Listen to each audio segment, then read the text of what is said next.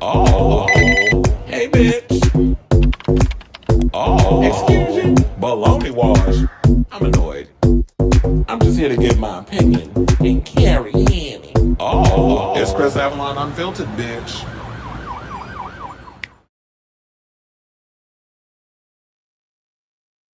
Hey y'all, welcome to Happy Friday. It's your boy Chris Avalon, and welcome to a brand new episode of Chris Avalon Unfiltered, the show we basically talk about all things going on in news, celebrity, culture, and hot topics, pop culture, all that good stuff. Y'all know what I mean. So we got a lot of tea to spill today. If you can, before we get to the topics, if you could please hit that like button. Also, if you're new to the channel, please hit that subscribe button. And also, don't be afraid to leave a comment and all the other good stuff, because I want to also know, like, how to grow the channel, what you like, all that other good stuff. So I want to know, like, the people who are actually watching the show, like, really give me some tea, give me some feedback, give me all that good stuff, because I definitely want to hear it and take a lot of it into consideration, because I am trying to grow this channel. I do see that the numbers are going up, not as quickly and as fast as I would like, but nevertheless, I appreciate all of y'all that has been subscribing. We have a lot of tea to spill today, including, let's run down some of these topics. We've got about like 12 topics or something or another. So Ryan Coogler Sinners, it's going to do well this weekend. And, this new deal that Ryan Coogler has with Warner Brothers and the success of the film has the industry spooked and nervous. So I'm sure you're probably wondering what I mean by that. We will break that story down. Plus, Blade seems to be on a definite hold. We did talk about this a couple of weeks ago, but apparently there was another person, after the whole Delroy Lindo situation, and someone else has come forward that was working on the Blade film before it just is what it is speaking. I said, oh yeah, we were working on the project, and it was someone who was working on the music. So we're going to talk about that. Plus, it looks like with Scream and the requel with that, the upcoming I Know What You Did Last Summer requel. And now we have another film from the 90s that I knew in the back of my head. I was like, you know what? They need to make this movie. And lo and behold, we got word on it. So yeah, we're going to talk about Urban Legend getting a reboot now. So we'll talk about that. Plus, we lost someone that's a part of the Friday the 13th family. And I love Friday the 13th. That's like one of my favorite franchises. So we're going to talk about who passed away that was a part of that film. Uncle Shay Shay has been accused of R-wording another woman. So we got to talk about that. Plus, I think they said something or another that he assaulted a PA or something when he was working on one of his shows. Child, it's all coming out. So we got to talk about that. Katy Perry. She began her tour yesterday, and the girls is clowning her all over social media. So we're gonna go through the shade. The fact that she's still struggling to sell tickets in the United States. I even got one of them clips where she looking like a hot ass mess up on that damn stage performing. So, I got to come with all the receipts so we could roast and gag and have a good kiki and a cackle. So we're going to go through that, because apparently they're saying like, she's tone deaf yet again, or she tried to make a little jokey joke about the whole Blue Origin thing, and it's backfiring per usual. So we'll talk about that. Plus, we got to give a huge congratulations to Madonna, because one of her videos actually hit 1 billion views on YouTube. We'll go and talk about which one it is.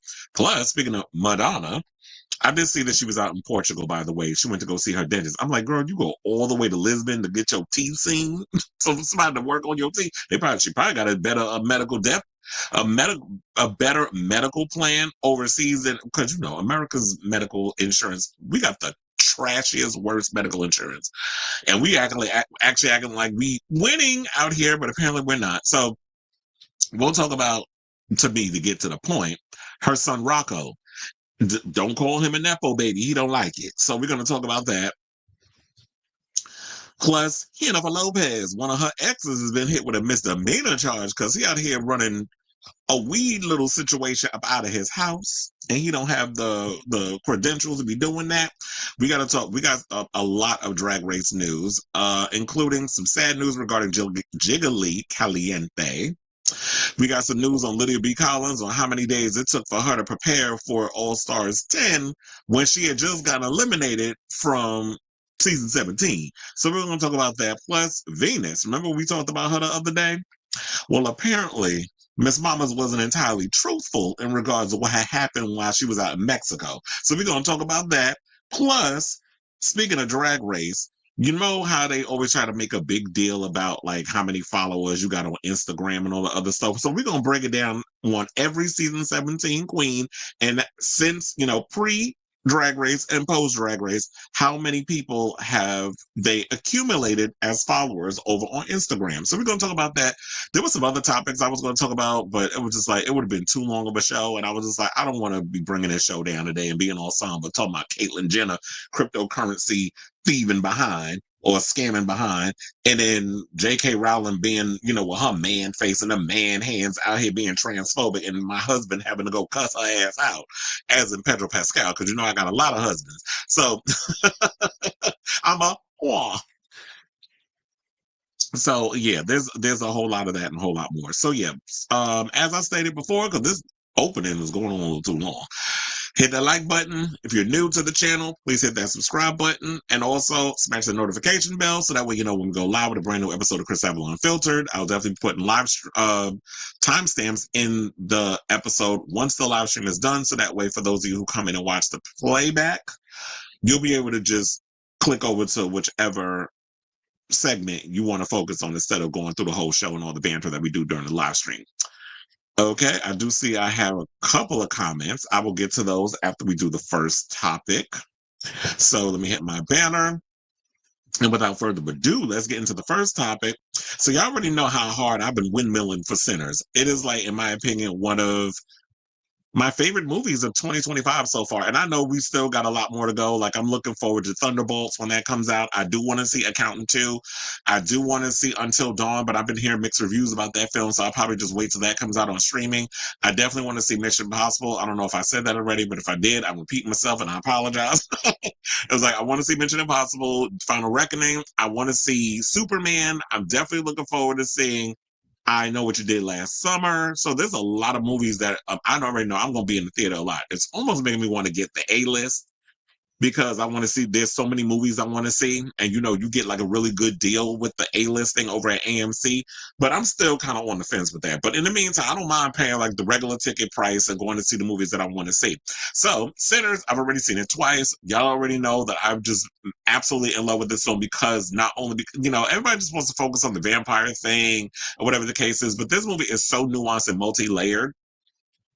And I just love the fact of seeing a movie that celebrates Black culture and talks about our pain and how we are not a victim of our pain and we're not looking around trying to be like we're just woe is me and that sort of thing. It's like how we turn pain into resilience and that sort of thing. So I love that this is overall a celebration in a way, even though it is coiffed in horror elements. So I love that. But apparently, with the success of Sinners and this current deal that, and I'll get into it in a second, what the deal is with Ryan Coogler and Warner Brothers, where in what year are we in? 2025, in 2050, so that's like 25 years from now, he will be able to gain back the rights to this film. And this is like his only deal that he has with him because, you know, this movie, he says, meant a lot to him. It's deeply personal. And you can definitely feel like how personal it is when you watch the film. So yeah, in 2050, he secures the rights. And this is not the first time that this deal has been made, but they're saying that this is spooking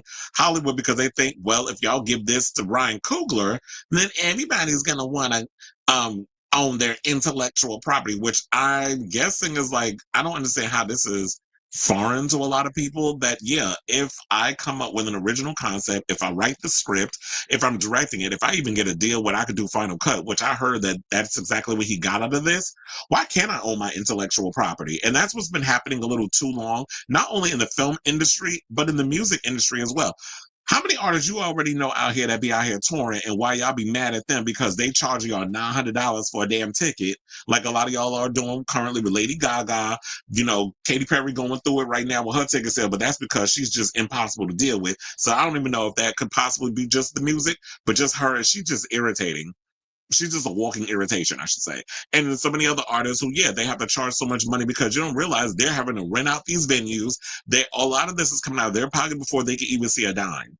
Or they can even, you know, accumulate or recoup, I should say, that money. So yeah, it's not just, and that's all due to Spotify getting all the money. And like we do these subscriptions, how these upper 1% or whatever, they get a big piece of the pie, and these artists around here just getting crumbs. It's the same thing with the filmmakers. Like, why do filmmakers, why do actors, why do we have to, like, if we're the artists who are creating the thing, why can't I own my intellectual property? So I love the fact that Ryan Coogler was able to secure this deal, and yeah, people are pissed off about it.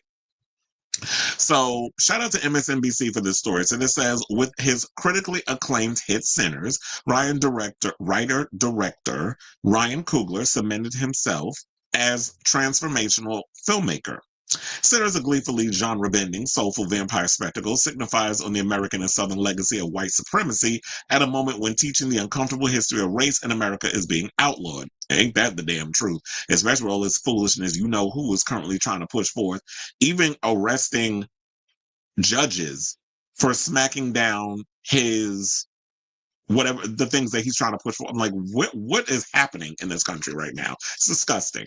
So auteurs, and we can safely identify Coogler as such, often do this. And yeah, I refer to him as an auteur once I saw this movie, and I was like, he's up there in the same conversation as a Steven Spielberg, as a Denis Villeneuve, as a Christopher Nolan. Like Ryan Coogler needs to be put in that same conversation with these directors, with the Martin Scorsese, those type of directors. Like, he is that dude. Like, every movie that he's putting out so far. Because all the other ones, they've had their hits and misses, but so far, I don't remember. I think Ryan Coogler's done 5 movies so far. All of them have been pretty good. I know some people have their trepidations about Wakanda Forever. I understood why, with some of the decisions that he made in regards of why he didn't recast T'Challa. So I'm with that, and I understand it, because unless you are someone who's Black and of the culture, you truly understand why they decided to be like, T'Challa passed away. We're going to honor that. And we want to honor and do it, because that's what we do as people. We don't sit up in there. We don't have the fortunate ability to just be like, how like a lot of you white people get to do. Oh no, it's just a character. Let's just bring somebody else in. So like you could easily change out a Batman, because they've done that already. Where they had George Clooney play Batman once, or you had somebody that played a James Bond once, or things of that nature. Y'all can switch out to people like that. But when it's rare that people of color get their just due on the big screen, we aren't afforded the same. Oh, you could just swap them out.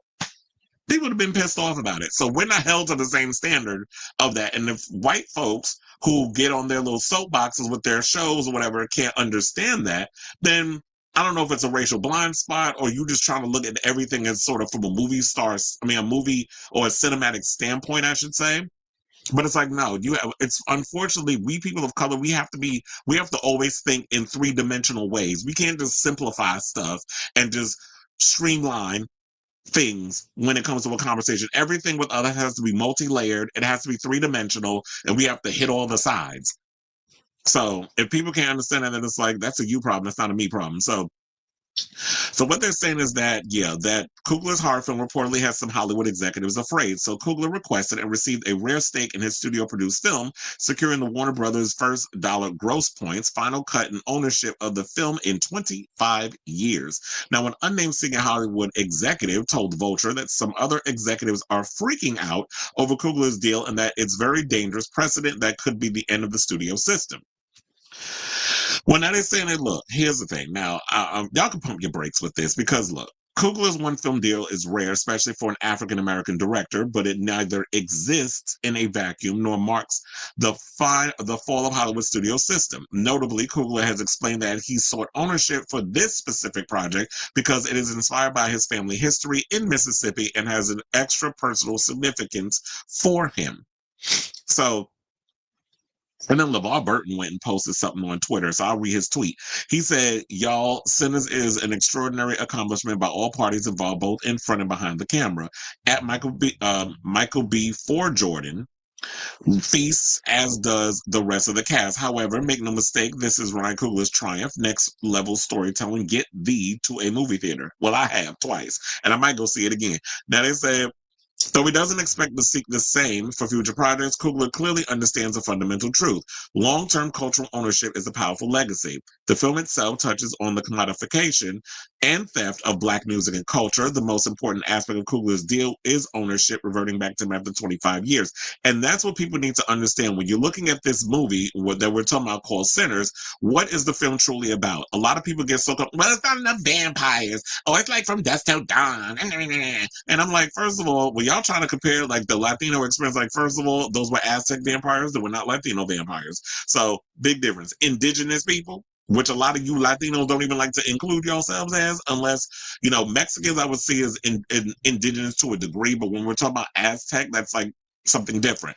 But when it comes down to the whole situation, it's like, yes, this movie is truly about the ownership of intellectual property. When you see the scene in the film where Remick goes and comes across Sammy, I want your songs, I want your thoughts. Like, this is someone who, and we have to also look at it from the point of view of like an Irishman. Irish people were considered dirty. Irish people were colonized by the British. It's like, look at your history and how they assimilated with, once they started getting into places like working in law enforcement and things of that nature, that's when they started to assimilate to be part of the system where they even started oppressing other people. Same thing with the Chinese. The Chinese, there were a huge Chinese market that existed down south that a lot of people do not know about. It wasn't just about white people owning slaves. Asian people lived in the south as well, especially because they were a big part of, they were big, well, how do I phrase this? There were a lot of Asian Christians, I guess I could say that, because you look at the scene when you see Grace, the Asian woman that worked at the shop that, Smoke and Stack recruited to come help them with the juke joint. She wears a cross around her neck. That's a symbol of, yes, she is Christian. So the symbolism, the nuances, like the first time when I watched the movie, I just watched the movie and took it all in. The second time, I already saw the movie, so it allowed me to sit there and really absorb everything that I missed and take even more of the mythology and the history of our culture and a lot of what has happened in our history in this film. Because, they trying to get rid of all these books, they trying to get rid of so many things, and it's like when you watch the movie, it's like you see all this history on the screen. I would not be, well, no, I'm not even going to go. I'm not going to put no energy about that orange asshole in the White House into the universe and on this movie. So I'm going to just hold on and swallow it. Swallowed. We're going to swallow that and throw it away. Because I'm not going to let him put his negative energy in my head and put that thought out in the universe. But anyway, so yeah, so it's like you have to, so when you look at it from those different points, it's like, yes, it was about the history and the colonization of our, they want our music, but they don't want our struggle. They love the blues, but they don't want it from us. Hence why when you look at country music, where it originally started from, and how Beyonce got a little too comfortable. She thought, oh, I could just walk up in there and do country music, and they was going to accept me with open arms. But they've already colonized that genre of music because country is not something that Black people as a collective do. We're more or less about R&B, hip hop, all these other sounds. But rock music started by Black folks and then colonized by other artists. Elvis Presley, why do you think he gets all the attention? And then you look at Chuck Berry and Little Richard and you see like how their legacy's kind of been tainted. But those of us who know music and music history, we celebrate those artists. Same thing with rock and roll. Rock and roll was started by Black people. All of them drums, I always say, lead to Africa. I've been saying that for eons. And I'm glad that we have Beyonce with Cowboy Carter trying to edutain, and you have Ryan Coogler edutaining with his movie. So yes, it's deeper than the vampire thing, but the vampire, in my opinion, is a metaphor for how this Irish man, who the first vampires he bites are too damn racist. And you see on the side of the thing when he looking in the house, the Klan's robe and the hood. So you go and get those people first, and then y'all go down to the juke joint to try to occupy all those Black folks. And then the metaphor of like when you see the scene where he's having his little Irish jig moment and all the different races that he's surrounded by that's dancing around that him as he's doing his jig, all the people that he's colonized who are trying to help him get in that juke joint, that place where they had it. Forget what they call it. It's like a slaughterhouse, whatever the case is. And he wants to get to Sammy because Sammy's voice, Sammy's music, Sammy's thoughts, how powerful he is. So people have to understand what the metaphors of the film is. And that's why I say it's much deeper. The vampire is just a metaphor for a bigger thing, which was literally about, like I've been saying, ownership, how our music, our culture has been robbed from us. And I'm glad that we have people like Ryan Coogler who remind us of this. And we'll see more of this from other artists. Like we need more Ryan Cooglers in the world. And I love the fact that, you know what, we need more people to celebrate the Ryan Cooglers. And I don't want to be shady in this way, but we need less of the ninja nonsense. I'm tired of this same old bottom of the barrel, let's go to the lowest common denominator programming that you get from, the gangster culture, the Tyler Perrys, the 50 Cent, all that type of stuff. There's more to our culture than what they're giving us. And I love the fact that we have someone where upon first look, you would look at a Ryan Coogler that he's a hood booger. But then when you get beyond the exterior, you realize this intelligent man, we need to protect him at all costs, is what I'm saying. Because the intellect on that man, like, it cannot be bought. And it's just the fact that he's in a position where he's telling our stories in a way and has complete creative control over it. And the fact of, yes, when y'all go to the movies and y'all spend y'all money to go see this film and it's successful, Hollywood can't say nothing because money talks at the end of the day. So they can sit up in here and try to act or whatever. And you've seen them reviews that they've been doing from the critics where they was trying to downplay the film's success, which we know are microaggressions. But money talks at the end of the day. So he can come to the table and be like, when y'all trying to tell him he can't do this or he can't do that. But I'm like, look, you bring out your little book of receipts, bam, put it on the table, shut them old hating ass mother uncles up. Them old, hating ass crackers. Shut them up. Because what could they say? We went to the movies and we supported the thing. So, and then when I've heard someone say in my comments, when I was told about this film, oh, I don't care about the box office and all this stuff. And this is on TikTok. I'm paraphrasing, but they were like, I don't care about the box office success. It's not that important. All I care about is whether a movie is good or not. And I'm like, yeah, but you not going to the movies to support this film, you not putting money and showing the box office, because this is what they measure things by. Now we're at a point where they're measuring things by opening weekend. Whatever happened to the days where we allow films to just find the audience and grow? They don't even do that no more. It's like things have to be number one out the gate. It's got to gross of $500 million in 3 days. Otherwise, it's a flop. And it's like, y'all have to give people a chance to find the audience. And I think that at first, Sinners was kind of like, I don't know if people was going to go see it. But when all those reviews and the cinema score and all that other stuff came out, that's when people were like, okay, I got to go see this film. And I think after that, when all the reviews and things started coming out, people were like, you know what? Now it's feeling a little Barbenheimer-ish, which means it's a case of FOMO. People didn't want to miss out on the movement. They want, let's see what this movie's about. Everybody's talking about it. I don't want to be, left out in the dust while everybody's having these conversations and discourses and all this other stuff about this film. So I'll say all this to say, shout out to you, Ryan Coogler. There was another person, Chris Lee, said the following. He said Ryan Coogler's Warner Brothers deal to gain ownership of Sinners 25 years after release has Hollywood freaked out. It could be the end of the studio system. And here's the thing. To get to that point, I do not think this is the end of the studio system. I think that, y'all have made way too much money for far too long off of an old way of doing things that is kind of like losing steam. And I feel like that with the industry constantly changing, especially post-pandemic, where a lot of us don't consume movies the way that I did or we did when I grew up. When I was growing up, we had many opportunities. There was no pre-internet, all that stuff. We didn't have opportunities to watch movies the way you watch them now. There are people that want to sit at home and watch movies. Look, Ted Sarandos Ted Sarandos, who is the head of Netflix, when it came out and said something recently talking about, in so many ways that he loves cinema and everything, but it's all about, people don't consume those films the way they do anymore. Not everybody has the ability to walk to the theater. And I'm like, people got cars. It's like when I went to go see Sinners in Roosevelt Field, I drove there. When I went to go see Sinners the first time, which was at Lincoln Square. I went all the way from where I'm at. I got on public transportation. I took my behind out there. So there's ways to get to the theater. But of course, he's not going to go against what his moneymaker is, which is, yeah, I benefit from y'all staying at home and watching movies on Netflix. I don't make no money when it's in the theater. Well, he probably make a little coin, but for the most part, he benefits more from that model. So I don't think he's the right person to be asking.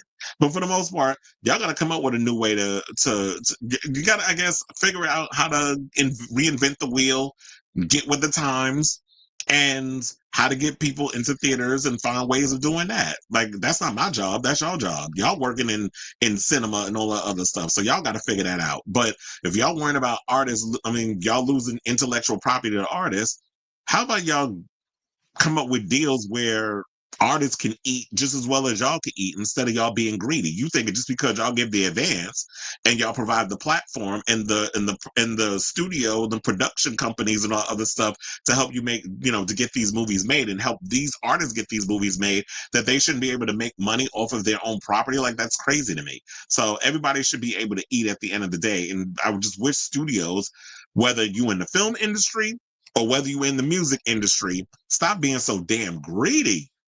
And yeah, share with share the love and the wealth with the talent. Because look, they got to be able to survive. So I say all this to say, what do you guys think of this story in regards to Ryan Coogler's Sinners deal with Warner Brothers, talking about that they got studios spooked and nervous, that they're worrying about that other directors are going to come forth and try to get the same deal. Like, I heard that Kevin Smith had that same issue with Dogma, where it was just like he couldn't even play the movie without Harvey. I was like, who the man in prison? Harvey Weinstein, trying to get a percentage of it. Now I believe that he owns the complete rights to it. And he's not the only. Ryan Coogler's not the only director out here who has complete autonomy over certain films. There are other directors out here that have that same damn deal. So if y'all just mad because a black man asking for his piece of the damn pie and a big piece of it, then I don't know what you mad for. He deserves it, especially with all the money this movie's making. So I definitely want to hear from y'all. So let me know what your thoughts are on this story in the comments down below. Ooh, child, we got a lot of comments. Ooh, Onyx is in the middle saying, any thoughts on the circus show? What do you mean, a shit show? That is the Lifetime's tour. It looks fun for her, but not the audience. Yeah, I have seen stuff online, and I'll probably bring this up when we get to the topic. I like the opening. I did like that really cool opening where she comes out. She's like a robot. It's feeling very much like Stargate meets Star Trek. Like, very that. And that was a cool opening or whatever the case is. I saw some people was mad at her because she was performing Woman's World with a bunch of male dancers. They're like, oh, this fake feminist. They've been dragging her in this show all over social media. And I've just been having a cackle. But yeah, so I like the opening. Some of the stuff I've seen online, I like some of the costumes. The costumes look really cool, but she just irritates me. So I don't know. I don't know what if people are feeling over. Oh yeah, and they were dragging her, calling her the mom dance, and somehow she's a horrible dancer and stuff. Because yeah, at one point she turned around trying to shake her behind. I was like, Jennifer Lopez is 15 years older than her, and can shake her ass better than Katy Perry. But Katy Perry has no rhythm. They said chained to the rhythm, more like she a slave to the damn. Well, not even, because Grace Jones came out with Slave to the Rhythm, which is an iconic ass song. But it's like, girl, you need to find the rhythm. Fuck chain to the rhythm. But she couldn't find it. But she looked like an embarrassing hot mess up there on that stage. But it was the first night. Happy Friday. Oh Lord, I'm never gonna let this down from Carl. That is a part of the topic, and you're putting it in the comments. Yes. Mm-hmm. Well, good for her, because YouTube music is definitely where it's at. That's why I be watching. Like when I be listening to music and stuff, it always be about, to me, I be on YouTube. I don't really do Spotify, except like I told y'all, podcasts. Yeah, we talking about her later. Mm-hmm. Well, he always got it. He's always there for the dolls because his sister is trans. Your most hated Kylie song went gold in the UK. The Robbie. Oh God, you already know I do not like. When you talking about kids, I can't stand that song. Oh my gosh, I keep forgetting that I need to watch that Robbie Williams biopic. There's a lot of movies I'm going to try to catch up on this weekend, and that's one of them. Mario's brother pleaded not guilty in his federal. Wait, who's Mario? First of all, did y'all hear that George Santos got 7 years in prison? I cackled when I read that. They were trying to be all funny with the how many days. I'm like, child, we don't give him like 86 months. I'm like, shut up. Just say it's 7 years. I know 86 months is not 7 years, but I'm just saying. Yeah, I was just like, so y'all couldn't have just said like specifically what the days were. I was like, what did I say? Um, it was wait, what number did it was like 87 months. 7 years is 87 months. So same shit, different toilet. Haley Steinfeld, I was listening to her song. I forgot she does music. Isn't she engaged to like an athlete? And I heard that her first scene with Stack, the other Michael B. Jordan, was a scene when they was hunching in that room. I was like, damn, that was your first scene with Michael B. Jordan? When you get a chance. What's it? Let's just say doing Coachella is basically open investigation under terrorism. Oh, please. These people are retarded. Ooh. Well, I don't know what they're going to do. First of all, they're Irish band. They should be able to. I really do not understand why it's hard for that y'all can't let people speak out against the atrocities of Israel without being considered A, anti-Semitic, B, you're saying this is terrorism stuff. I'm like, what are you doing to these people? So you're saying that these white presenting Jewish people who are in Israel, because they ain't talking about the Hasidic ones, they're not talking about all these other Jewish people, they're talking about these white European presenting Jews that are from Israel. Their lives are more important than anybody else's. So if you say anything remotely about them, if you question what they're doing, you're a terrorist, you're anti-Semite, and you should be locked up and thrown in jail. Like, that's just insane to me. And then you got that old plastic ugly bitch Sharon Osbourne jumping on the line talking about they should be deported. Bitch, you're not even American. Just because you walking around with a visa, you ain't no American. Your ass need to be deported too. You and your cripple ass fucking husband and your retarded ass kids. So they need to take her stupid ass too. And what I don't understand is that, do you not even pay attention to your husband's music? Or was you just busy sucking a dick and giving him kids and being the manager and taking a big percentage of the money and not realizing that Black Sabbath has a song called War Pigs? Do you not even pay attention to the shit that comes out of your mouth, or you just want to jump on the line because you need attention? No wonder they fired your ass over there at CBS, because you a dumb bitch too. Can't stand her. But it was like, because they're spilling the truth. Yeah, we know.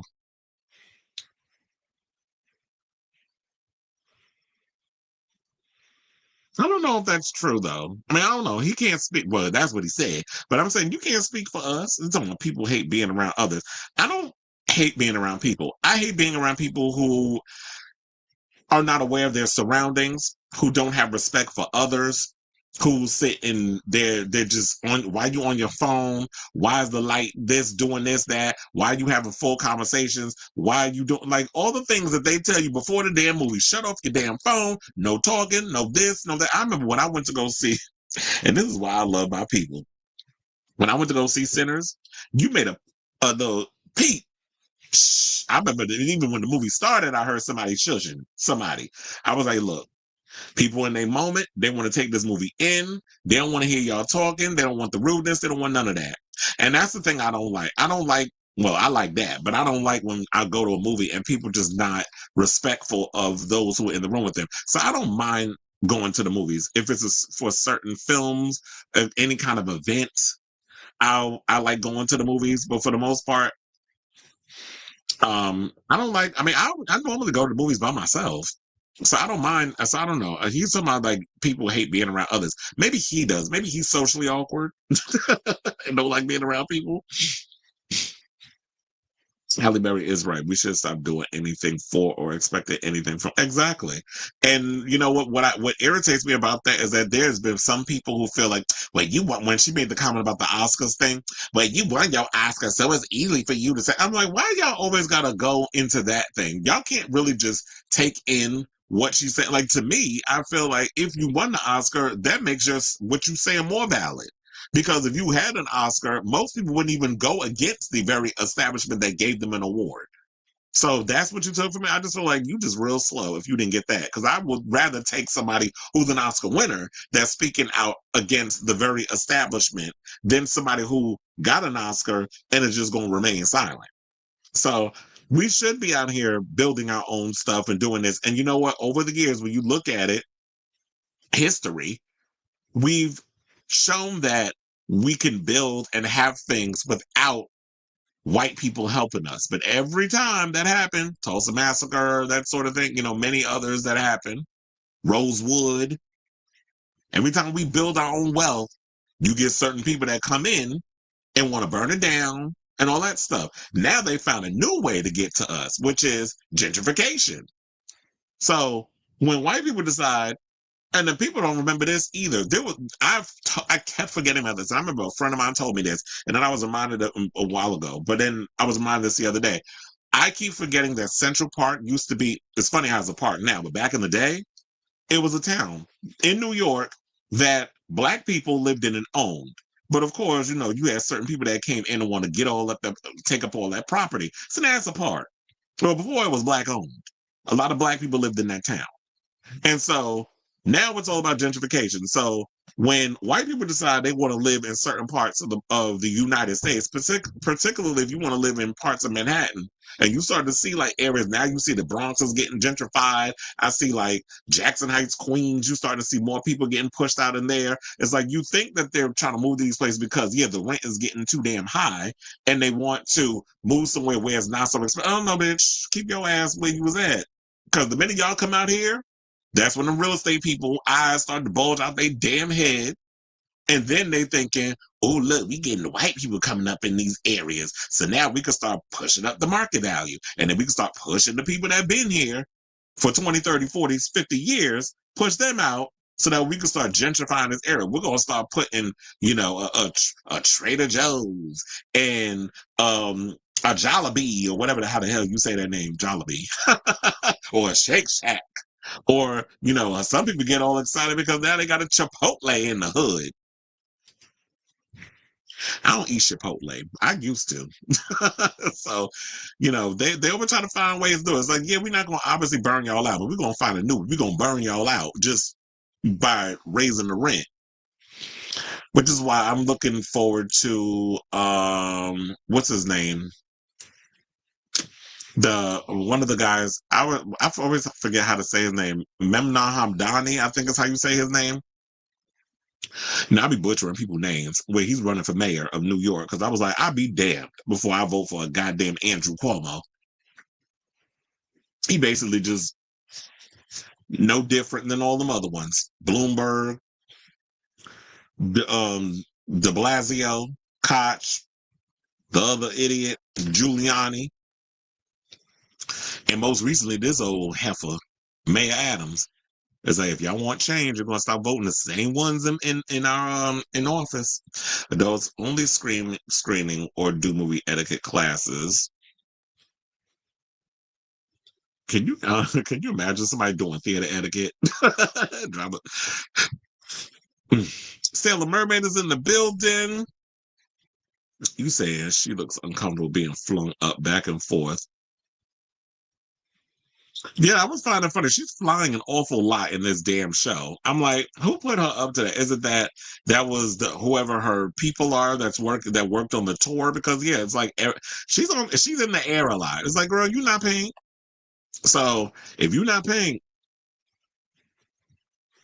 then don't do pink things. All right, so now let's move on and let's get into our second topic, which is, oh wait, I didn't even close my first topic. Okay, so now we talked the other day about, I don't remember, the other day, meaning probably like a week or two ago, that, well, we've been talking personally for the past, like, I feel like over the past year, we've been going back and forth, all these updates, all these things that's been coming out about Blade. Is it happening? Is it not happening? The reboot is on indefinite hold. Then it's not on indefinite hold. Then Kevin Feige comes out and says one thing, and I just be side on him like, child, why are you lying? Just tell these people that, you know what? We fucked up. We made a mistake. We thought we could just they did. We prematurely announced this movie, and we weren't ready to push it because it doesn't fit anywhere in the MCU in which direction we wanted to go. Because quiet as it's kept, you could have introduced Blade. Well, y'all did kind of do it during the Eternals. But I feel like once y'all kind of pushed forth the thing that happened with Doctor Strange, the second one, the Multiverse of Madness, that you could have in some sort of way given us credence to a possible Blade film, which I did kind of hint at it in the post-credit scene. But now it's like, what's happening? Mahershala Ali done moved on to other movies. He's not getting any younger. He's already in his 50s, and y'all still got him sidelined while everybody else is getting the opportunity to come up to bat. And now we have Thunderbolts coming out next week. We have not Captain America. We have, Captain America came and went like a wet fart. That movie was okay. It was, but I feel like that's not the film that was going to push the MCU forward. Now I feel like Thunderbolts might be able to do it, and I'm hearing great things about the film because I've seen like they did the fan screenings and all that stuff. Kind of upset I didn't get to go, but we have that. Then we have Fantastic Four, and then of course I think they started filming Avengers Doomsday already. So we got Avengers Doomsday, Secret Wars, and then after that we have and Spider-Man 4, and then after that I think Spider-Man 4 is gonna be in between the Avengers movies. But after that, it's like we don't know what's coming. So it could be like another 10 years before we get another Blade movie. So in my opinion, I think Mahershala Ali, I feel bad that you were locked in for this film, but I don't think it's going to happen with you. I think it's time for them to scrap it. I think it's time for them to go back to the drawing board. I think it's time for them to find a new actor to get up in there, preferably a much younger one.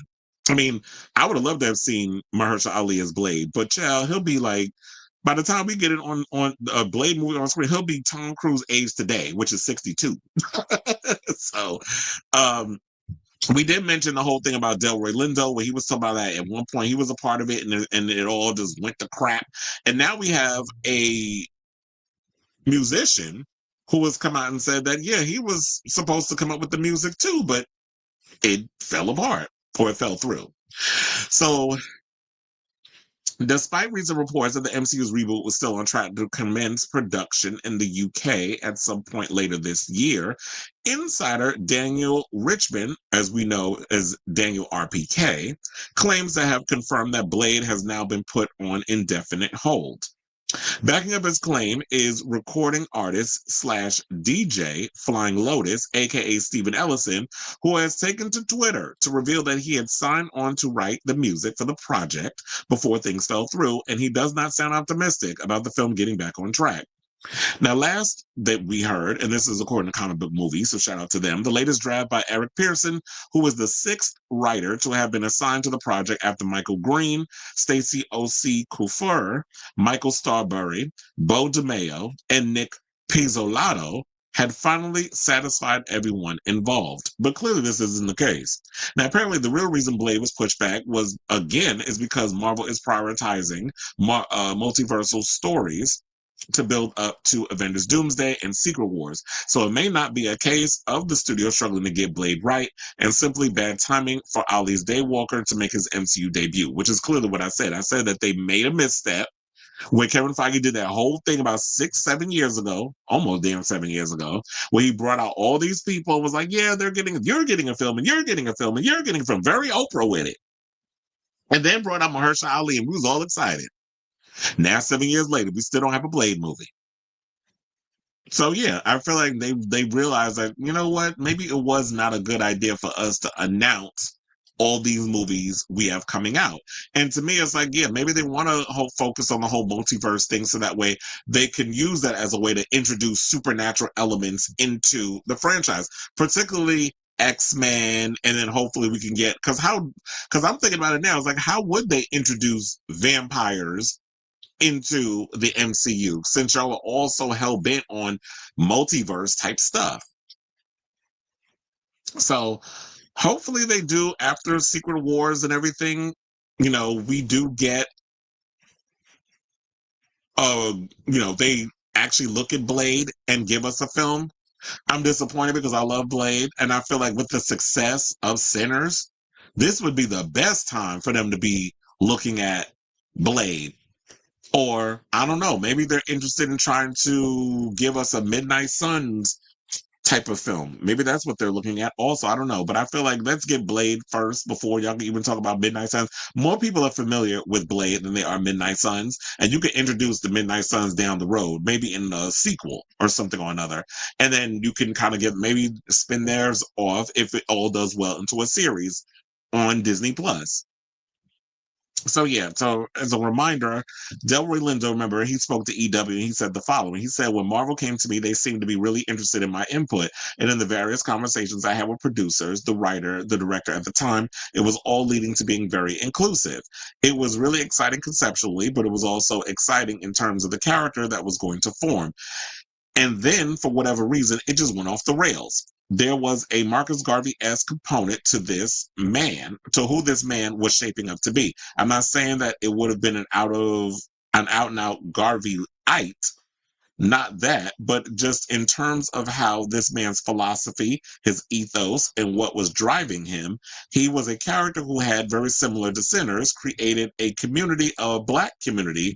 He was a character who was the head of the community. So it would have been nice to see that, but maybe that's, at the time, MCU wasn't interested in seeing Blade be that type of powerful Black man. But who knows? Maybe they'll be able to go back to, especially with the success of Sinners. So hopefully it all happens. I definitely want to see, as I said before, I would love to see Blade on our big screen because, he's a tough, ruthless day walker and someone who has dignity and integrity. And we definitely need a Blade on our big screen and see where they were going to go with that. But as far as Flying Lotus goes, I wasn't really familiar with his music. So I did go and take a listen to it, and it's got like this electronic, like it's very much synthy electronic type music. So I could definitely see, like, remember when the first Blade came out and the type of music that was on that soundtrack. That I remember that soundtrack. That was a big one because I remember when that movie first came out, and I love, of course, one of the all-time favorite scenes I think of anybody who's a Blade fan is the bloodbath scene. So when you heard that music, and I think it was Illusion was the name of the song, when you see that scene and that music is playing and everything, and it's like the techno music. And I told you I was a big raver back then. So anytime when it came to that type of music, of course I was gonna go to, whatever record store I was, that I was gonna go to. I think I might have bought that from Virgin. But when I went to the record store and bought bought the CD. And I wore that damn CD out. Because it was just like I was just into that music and everything. So I can only imagine, that was the direction they were going to go into. But I do find it weird that Ruth Carter said that she was working on the costume designer for Sinners, said that she was working on the costumes for Blade before that fell through. So that was 3 people that have spoken out about being a part of the Blade film before it fell through. And she said that it was supposed to kind of have like the overall aesthetic, like very 1920s, that sort of thing. But if that was going to be the overall look, so then again, I guess that was like how many different iterations of Blade did they go through before? Because they said we had so many damn different writers. So what was the overall? Was it going to kind of be like this steampunk thing, if it's like have like this current futurist type look, but the costumes were going to be very much like 1930s inspired, but the music was going to have like electronic techno type stuff. Like, I'm just wondering because it seemed like it's all over the place. Like, you had somebody that's saying the music was going to be this, the costumes was going to be this, and then you hear Delroy Lindo, who was once upon a time supposed to be a part of the movie. I think he was going to be Whistler, who is saying this was what the movie was going to be. So I just hope they get it together. I hope they figure out what needs to be done with this film because, like I've said many a times, I want to see Blade. I want to see a new Blade. I know everybody keeps saying this other Blade is Wednesday night. Look, we love Wesley Snipes for what he brought to the first 2 movies, The Blade and Blade 2. Blade Trinity, not so much. But I love what he brought to the franchise. However, we have to allow other actors to come in and put their own spin on something. Just like y'all, we change up James Bond, we change up all these Batman, Superman, so many different characters, and people bring their own different version of who that character is and what that character represents in those films. We need to allow the same courtesy to our Black superheroes as well, because Wesley Snipes can't play Blade forever. Although I would love to see an Old Man Blade sequel of sorts, so that way he can get his redemption for that travesty that was Blade Trinity. But some people would say he got his, his swan song, and he got his, he got to do his big one in Deadpool and Wolverine. So I say all this to say, what do you guys think of this story in regards to the latest on Blade being shelved indefinitely? We've been hearing that going back and forth. I don't think that it's going to be gone forever. I do think that we will visit it, but I just think it's going to be a while before it happens. I'm thinking that maybe we'll hear something after Secret Wars, which comes out in 2027? So I'm thinking maybe 2028, 5 years from now. Is it 5 years now? Wait. 2025. No, 2028. That's like 3 years. So 3-4 years from now, I would say maybe we'll hear something, and then maybe we'll finally get some good news. They have a script done, and we'll hear who the new actor is, because I really don't think Mahershala Ali is going to be playing him. I think they screwed up. I say give him some money, make him be a producer or an executive producer on the film, so that way he gets a little something, because Kevin Feige done screwed up, and send him on his merry way. So let me know what you guys think of this story in the comments down below.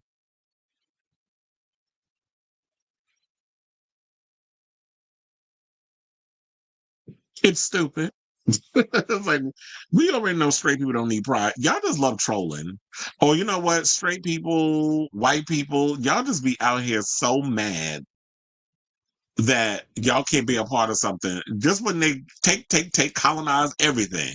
Y'all got to keep taking. It ain't never enough. And this current administration shows that. It's like, we need to keep taking things because we don't have enough things. So DEI, which white folks, particularly women, have benefited the most from, we need to get rid of that, right? But you only hurting yourself.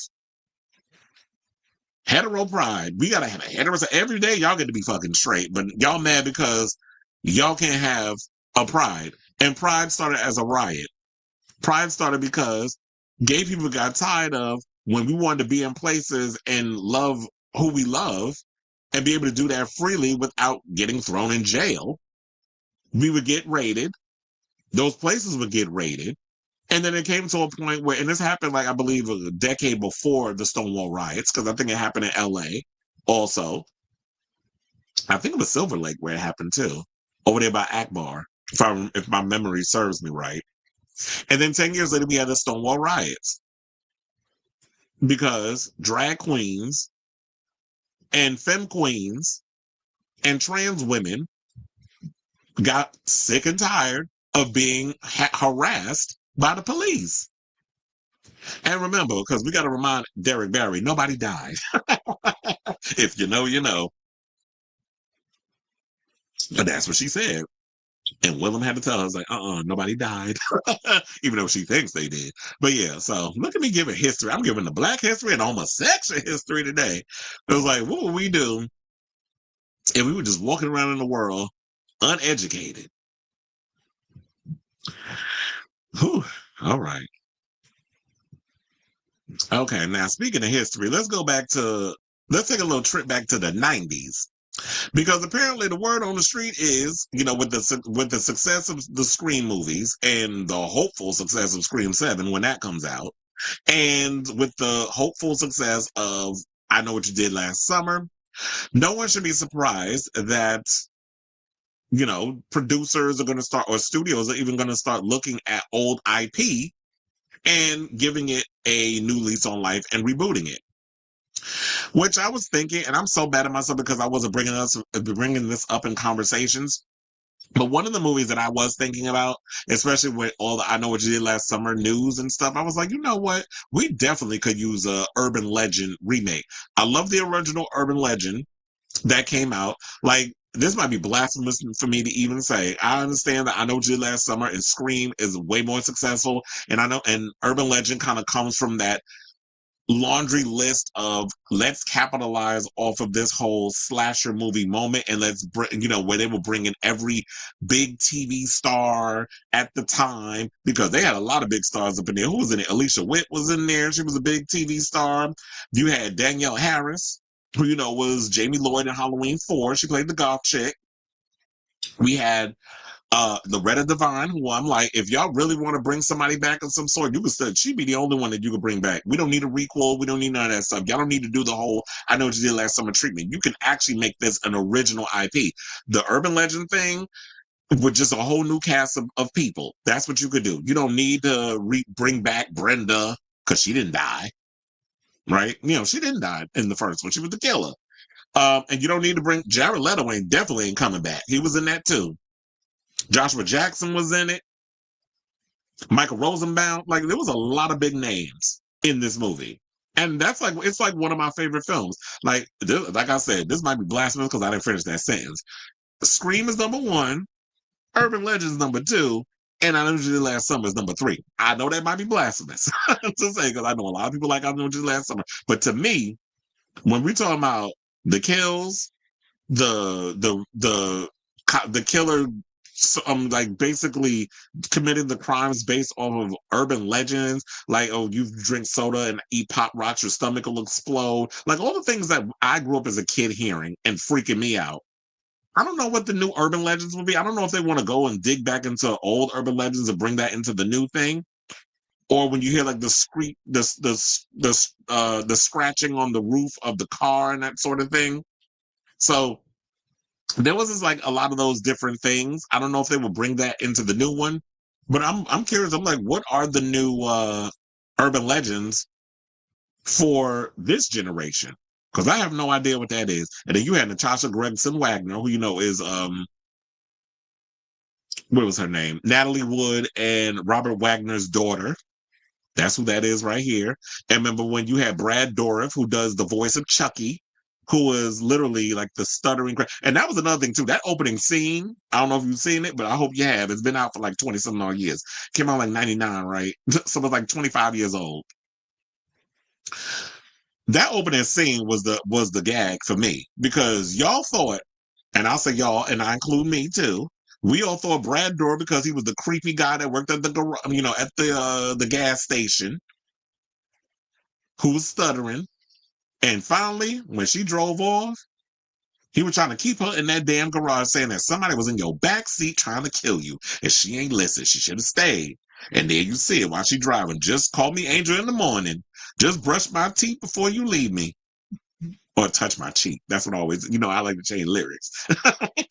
Just touch my cheek before you leave me. And they sure did touch her cheek with that damn axe, and she lost her head. So with me, and let me stop fanboying and actually just get to who's going to be working on it. So they said Screen Gems is developing a new take on the film, and the Hollywood Reporter is reporting that Shannon Wakefield, who is part of a film called Killer in Red, I don't know what that is, will write the script with Gary Doberman, who did Until Dawn, which comes out in theaters today. But I will say this: Until Dawn is getting mixed reviews, so I'm a little worried right now that it's like, oh, so you're work, but then it's a co-write. So we'll see how far they get with it. But Neil Moritz, who produced the original film, is working on the reboot. So the original Legend was directed by Jamie Blanks and written by Sylvia Horta, was a horror movie set in New England University that featured a killer whose kills were inspired by popular urban legends on that period, such as death by pop rocks and soft drinks, or being pursued in a car by a gang for flashing it a reminder to turn on the headlights. Oh, that was a big one. And then you had this one. What is it? Aren't you glad you didn't turn on the light? That was always an old one, but and that was the scene with Danielle Harris. And she was such a bitch in that movie. Now, the movie, as it featured a lot of names of rising actors, as I mentioned before: Jared Leto, Joshua Jackson, Elisa Witt, Michael Rosenbaum, Rebecca Gayheart, and my girl Tara Reid. Yeah, she was there. First of all, now you want to talk about iconic scenes? Tara Reid's scene was also iconic too. So then when we talk about Helen Shivers from I Know What You Did Last Summer, Tara Reid's scene with them bouncing jugs, trying to run from that damn killer, because she was the girl that worked at the college radio station. She was the DJ. And then they did come out with 2 sequels. I've never watched the sequels. I remember Rebecca Gayheart was in one of them, but I like I'll Always Know What You Did Last Summer, or when it comes to certain other horror movies, I like to pretend that those don't exist. So I don't count those other urban legends. I only count the first one. I even own the movie. That's how much I love it. But Doberman has worked on Annabelle, The Nun. He co-wrote and produced Until Dawn. I didn't like Annabelle. I did like Annabelle Creation. And The Nun, I wasn't really for that. So far I'm not that excited over this guy, Gary Doberman, being a part of it, because I wasn't really a fan of, and like I said, Until Dawn is getting mixed reviews. Annabelle I didn't particularly care for, but like I said, I did like Annabelle Creation. I thought that was an upgrade from the first Annabelle. And The Nun, I was just like, it didn't really move. It didn't get me all pumped and excited. So, but I am kind of excited for this movie, but I'm just hoping that it doesn't suck. So I'm just, as much as I'm excited that we're getting an urban legend, because I feel like this whole concept is definitely perfect to be made, especially in this resurgence of slasher films. They can go so many ways with this. And I feel like, in this day and age, it warrants for that type of film to get made. I just hope that they don't let us down with a wonky script. I just hope that the movie just doesn't suck, is basically what I'm trying to say. So I want to say to you all, what do you guys think of this story when you hear that we're getting a urban legend reboot?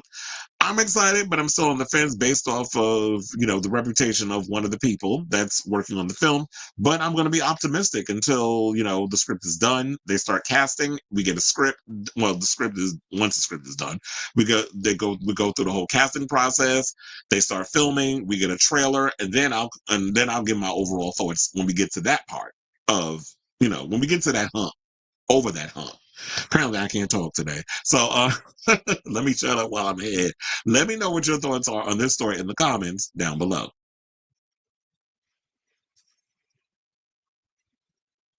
Daryl says, I think Mehcad Brooks would make an excellent. You want to know something? I don't know why I wasn't thinking of him. He would be perfect. I like Mehcad Brooks. First of all, he got body for days. He is a good-looking man. I would climb that man in a second.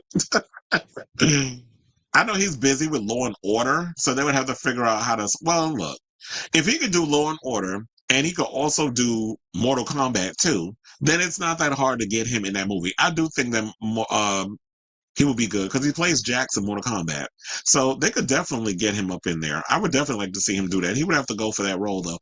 But I like Mehcad Brooks. He would be a perfect one. We don't talk about him enough, but I've always liked him ever since he played Eggs on True Blood.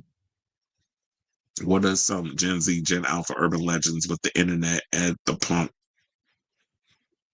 And I think what I'm hearing with this film is that the internet is going to be a catalyst in all of this, which is fine because I remember even when Urban Legend came out, there was scenes of it was like the early stages of the internet though. Like Danielle Harris's goth character, she was meeting somebody, she was hooking up with some dude she met online. And we get to see that whole sequence, how it turns out. Internet creepy pastas, Slender Man. Oh, yeah, those are the. I remember hearing somebody mention Slender Man. So yeah, I think they could work those into thing because I remember hearing that story about Slender Man was iconic. I remember hearing about her. Jeff the Killer, Smile Dog. I don't know those. I gotta look those up. But yeah, if they can make those work, it's like, look, y'all made it work when it came to the old urban legends of my generation, which I was saying, like, yeah, the pop rocks, you got to put on, the flashing of the light behind you, let turn on your headlights or whatever. Like those were all the little things that they did. Oh, and I forgot, Robert Englund was in that movie too, playing a professor. So it had like a who's who of film of actors in that movie, and that's why I like. And look, even Jared, like I said, I was surprised to see like Jared Leto in that movie because I always thought like he was all about trying to go and do those. He was trying to be like a Leonardo DiCaprio type. We trying to do these big Hollywood films. Right now, speaking of horror, let's get into our final horror story. Let's give a shout out and some condolences to Laura Parr Lincoln, who was in, you know, Friday the 13th, Part 7, The New Blood, who I like to call the Carrie White of the Jason franchise. She passed away, and, you know, she played Tina. That's how Mother always would say in that movie. It's like, girl, and then, you know, I hated the therapist that was in that film because he was an asshole. But I was glad that Jason finally got his behind because he went and had Jason coming after them, and he went and used them Tina Mother as a damn shield so that way he could run away. But Jason got him anyway, and he got him good. I just hated the fact that in Part 7, how all those kills got chopped up by the MPAA. That's the one thing I despise about the 80s. But I love now that it's changed so much. Back in the 80s, the MPAA was on horror creators' jocks. Like, so many really cool kills got chopped up, and we really couldn't see like so many really cool kills. And you would always hear over the years that when it came to Friday the 13th, so many awesome kills that had gotten butchered because of the whole MPAA situation. So then there've been many times I'm like, damn, I wish there was some way to recover a lot of that footage and they could put it in. So now it's just like, it's the norm when you see all kinds of crazy grossed out kills, especially like if you watch Terrifier and stuff. That's why I'm just like, my generation who grew up watching those films, it's great to see that a lot of people of my generation are filmmakers now, and they're incorporating a lot of those 80s 90s style gore stuff with the practical effects and everything, and they're incorporating it in a lot of the movies that we do now. So I like that, but hopefully we can get a new Friday the 13th movie up and running. We only got like a TV show that's coming. That's the only thing I know. But anyway, to get to this story, according to Bloody Disgusting, they said, yeah, she passed away at the age of 63. Because remember, she played Tina Shepard, a woman with telekinetic powers. And I know somebody else reminded me, they said she played Linda Fargate on Knots Landing. Well, I don't know about Knots Landing. Knots Landing was before my time, but I've seen Friday the 13th Part 7 like a gazillion times, so that's why I know her from. So they said, it is with profound sadness that we announce the passing of Laura Parr Lincoln. This is what Actors Audition Studios, which Lincoln founded, shared on Facebook. Over her 45-year career, Laura left an unforgettable mark on Hollywood through her dynamic performances and dedication to mentoring aspiring actors. So yeah, she was making her coin. She had her whole self a little studio, which she was, you know, teaching and mentoring and also performing. Now, Lincoln is best known for squaring off against Jason Voorhees as a telekinetic final girl, Tina Shepard, in The New Blood. And I forget the actor who played her boyfriend, but you know, he's in real life, he's a homosexual. But then again, what I was hearing was that they said there was a lot of gays that was in that movie. So now she reprised her role in the 2021 fan film Roseblood. She also appeared in House 2, The Second Story, 13 Fanboy, Sky Sharks, and an episode of Freddy's Nightmares. Now, Lincoln's TV credits include a recurring part on Knots Landing and guest starring spots on Beverly Hills 90210 and Murder, She Wrote. The Dallas-based entrepreneur published a book about a career in the entertainment industry called Get Started, Not Scammed in 2008.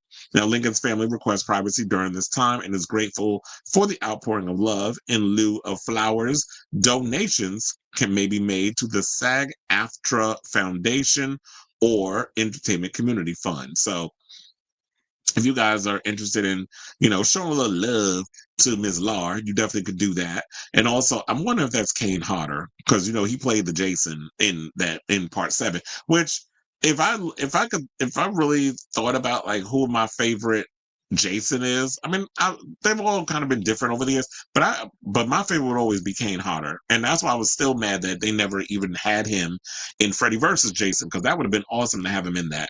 But yeah, so I just wanted to give my condolences to Larpar Lincoln, because it was like, yeah, Friday the 13th Part 7 was one of my, I love the first four up until, so that would be the first one, second one, third one, and final chapter.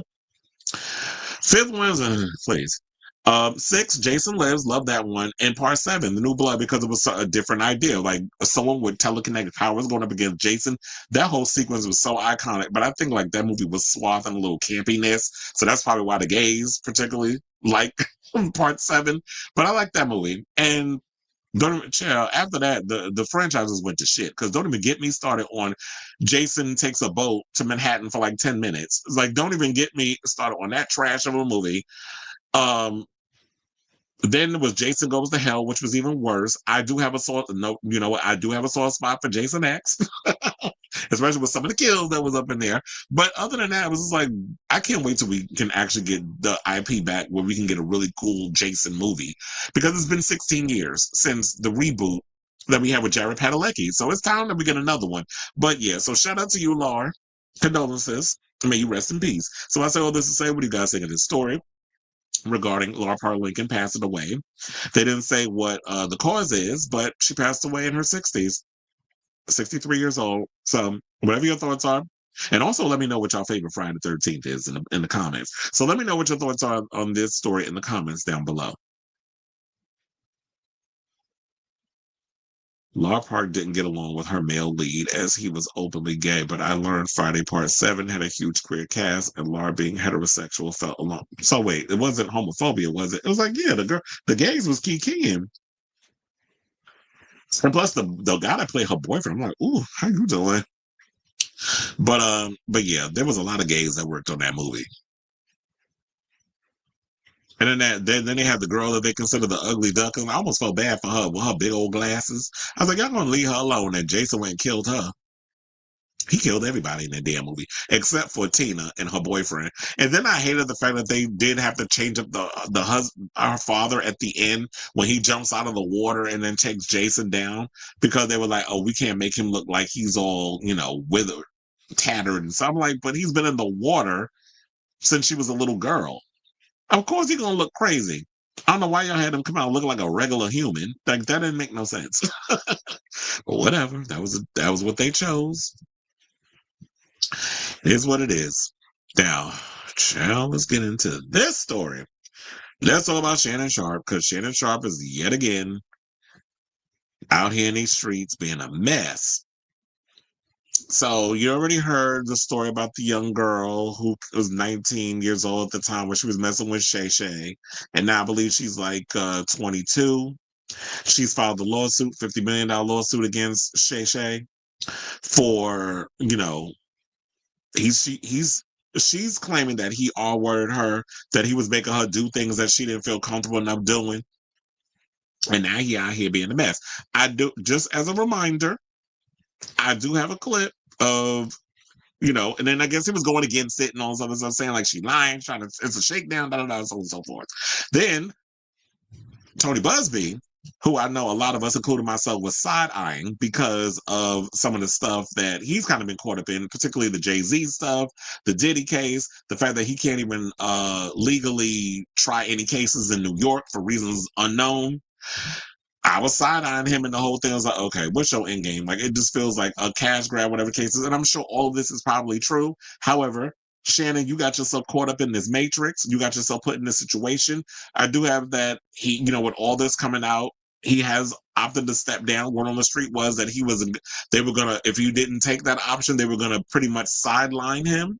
And which makes a whole lot of sense, because when you're part of the whole Disney, under the whole Disney umbrella, they have a reputation to uphold. So they're not gonna just let you rock, because we need to have the whole case and stuff worked out. We still gonna have you working, because Disney is all about family friendly, squeaky clean, all that other stuff. So the young lady came out, and I think Tony Busby leaked some of the audio of what their conversation was. Now, I did say this girl do sound slow, which makes perfect sense because that's what Shannon likes. Apparently, he likes these young bucks who can have control, or that he can have control over. So we got that clip. We're gonna come back. And I was like, y'all shady for this. So that's why I was like, I have to play this clip for y'all. So we're going to play this, and then we're going to come back and talk. Please hold. I think white women are as great as any other women. But I'm not going to act like I'm not scared of them. I have a reason to be scared. You could be Kang the Conqueror, and they could take your rabbit ass down in 2 weekends. Well, what, Gabby? You're coming to LA tomorrow? Yes. Well, I don't know why you want to go out. Don't worry about it, Gabby. Well, okay. Okay, what? Well, I'm not really interested in getting choked, so I guess we're going. I might choke you in public. Big black guy chose small white woman. It's not a good look, Shannon. Not a good look that you did what you think you did to me. To my family, friends, supporters, and colleagues, I want to speak to you directly and from the heart. This is a shakedown.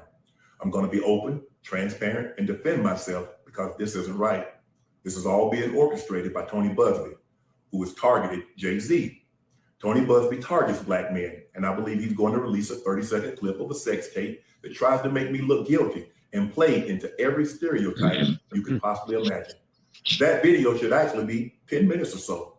Hey, Tony, instead of releasing your edit, put the whole video out. I don't have it, or I would myself. You know what happened, and you're trying to manipulate the media. The encounter in question took place during the day at her invitation, and now that appears to be a deliberate setup, coordinated by Gabby, also known as Carly on OnlyFans. Gabby and Tony Busby want $50 million. What they're getting is sued for defamation and trying to take me down. My career is all about real talk and honesty. I know my family and fans know exactly what this is about. And I'm going to be out there telling you whatever I need to say, just like I always do. I love all you guys. So now Shannon out here trying to act like that he innocent in the whole situation. But look, sir, you went and you got yourself caught up in all of this. And now you want to be like, oh, they trying to take down a black man. But you out here going after these little white girls. And not only that, but you into race play because we saw that, I want your baby gravy. Like, what the hell is that? First of all, gravy ain't white. It's brown-ish, depending on what kind of gravy. Well, yeah, gravy is brown. So I'm like, the race play type stuff that y'all doing now, don't get me wrong, look, but that's what y'all into. That's between you and her. That's a consensual thing. Race play is a thing, apparently. I'm not into it. You not calling me no kind of crazy names in no damn bedroom while we hunching, because I'm going to smack the shit out of you. But if that's something you into, then you need to own it. And don't sit up in here and try to all of a sudden now you want to be black when it's convenient. Because then, so many of y'all be trying to do that. Tiger Woods tried to do it. O.J. Simpson went and did it when the shit hit the fan with him. Then you had Jonathan Majors recently got caught out there. That woman tried to take his ass down and pretty much destroyed his damn career. Now he done ran home to Megan Good. And of course, yet again, y'all coming embracing these ninjas with open arms while they continue to disrespect you. But I understand there's like a whole layer of reasons why these men do what they do. Because of course, when you get with these white girls, some of them, they do it for social status. Some of them do it for so you got a trophy on your arm. It ain't real love. Or the fact of the matter is that you have something called money. And these young girls don't. So you can use your money, your power, and your influence to have control over these young people who don't know no damn better, who just so excited to be in the room, to be so excited to nab themselves a Shannon Sharpe. Because who else going to put up with the shit he putting out? And then I heard him say at one point with Chad Ochocinco in an interview, because all this stuff is resurfacing, and you already know the sleuths be sleuthing. When all this stuff start coming out, people start digging up old stuff you say. And this is why, in the words of Whitney Houston and Wendy Williams, watch what you say, baby girl. That's all I'm telling you is watch what the fuck you say. Because when you do that, then all of a sudden, the chickens come home to roost, your past come back to haunt you, and your words, you may not think it's going to come back like a boomerang. But the boomerang done came back and hit you upside the head quite a few times because at one point he was sitting up there telling Chad Ochocinco, because I think it was talking similar about this whole relationship thing. He's talking about he wanna date he wanna date his wage. So you want to date people that have that sit in the same money bracket as you. There's plenty of people out there, especially when you hear men complaining that women are surpassing them in the marketplace or the workplace and things of that nature. I'm sure there's women that can meet you in your wage bracket. But you're not trying to date those women. Those women aren't 19 years old. Those women are not 22 and naive. You want birds like this chick. And then y'all get surprised when y'all thinking with your little dick instead of your big dick, which would be the big little head instead of the big head. And then you get mad when these girls goop you because y'all be thinking with the little one instead of the one, the muscle that matters, which is the one that's in between your damn ears. Y'all don't be thinking about stuff. So then when the stuff comes back and get you, then y'all want to gag. Then you want to come home and like, oh, they trying to take, it's a shakedown. Well, shake, shake, shake. Shake, shake, shake. Shake that wallet. Shake that wallet, because you're going to lose a lot of money, sir. And trust and believe, she's going to walk away with her coin. Because you're not going to, you look bad in this situation. But speaking of things that come back and bite him in the ass, I want to play y'all this clip. Now, shout out to Monique, because remember when she went on Club Shay Shay? And she gagged him. Now, this is all my stuff in TikTok open. I gotta close. Remember when she went and made a comment about him dating girls that are too young and stuff? Well, yeah. So this clip also resurfaced. So in case y'all didn't hear the clip or see it, I want to give it a little reminder. So please hold. This dating thing, because it's Mo is different now than when you and I. It's different, baby. I'm grateful I'm not 56 and trying. Are you trying to say what you trying to say? Mo? I'm looking right at you. I know you looking at your. I ain't backing down. You better take your old ass and get somebody to love you. Damn, Mo. Now I'm looking right at y'all. Let me tell y'all what Shannon needs. Let me tell you what my baby needs. He need him an old fat gal who can bake good cakes, make some smothered turkey wings, who gonna rub his feet at the nighttime, okay, and gonna have a sip of his cognac to make him feel better about himself when he come home at night. That's what Shannon needs. You don't need no 26-year-old girl. You don't need no 36-year-old girl. This is your auntie talking to you. Take your old ass and get you an old bitch out there that can love you old. You're trying to hang out with these young bitches and you can't do it, Shannon. You just can't do it. Damn. When they want you to go for a fourth round, you looking at her like, bitch, listen, you want some money to go to Starbucks? Yeah, because I can't go no further. But if you get your older girl, when you get to that fourth round, she's going to say, hold on. Let me go get you some eggs and cheese and some toast with apple butter, because that's going to get your energy back up. I'm talking right to you. Shit. So he thought I was going to be scared. Yes, I'm talking. And I know an old gal, she'd be good to you. Her name is Elladora. Now, when you know somebody named Elladora, she's old school. Mm-hmm. Now, Miss Elladora told me to tell you. She said, I think he like red velvet. Oh, I do. I say, Miss Elladora, if he do like that, she said, you let him know I got something for him. Yeah, I like she don't have no teeth. Come on, pick your glass up and clack for me. Come on now. These young gals will bite you. Mm-hmm. Look, Mo tried to tell him, and he thought it was a comedian being a comedian. But you already know, you've had two comedians on your show that have been soothsayers and been telling you the tea, and you ain't been listening. So one was Cat Williams, my Virgo twin, because he and I was also born on September 2nd. I got many. I should say my Virgo triplet, because it's him, Keanu Reeves, and me. September 2nd is our birthday. But him, and then we got Monique, and she tried to tell him, and you over there, they're doing all of that, and look at you. Now look at you. In the words of Mr. Father, now look at you. Y'all know from The Color Purple when he was saying that. But anyway, or was it? It was Mister that said that to C-Lead. But anyway, that's neither here nor there. Now the latest, because I wanted to lay all out. I like to give y'all nuance. So that is another report coming out from Total Pro Sports that came out yesterday, which would be April 24th. Michelle Evans, who claimed a decade-long relationship with Shay Shay. Wait a minute, isn't that Michelle the one that he was talking about saying that that was caught up on the remember the Instagram live when you heard the Bo Nation going on in the background, and apparently he was blowing some chick back out, and everybody thought that, oh, you trying to kill all them homosexual rumors. So is that the Michelle that we talking about? Might be. Well, she basically said, yeah, she had a relationship with him for like a decade. She filed a lawsuit in New York in 2023 alleging he SA'd her during an argument in 2010. This, unless it's another Michelle. Now, this follows a high-profile $50 million Nevada lawsuit filed on April 20th by a woman identified as Jane Doe, accusing Sharpe of the R-word and battery. The new report has sent shockwaves through the sports world, with fans on Twitter debating the claims. Now, Evans' suit referencing Jane Doe's Nevada filing includes Sharpe of intentional infliction of emotional distress and defamation alongside the assault claim.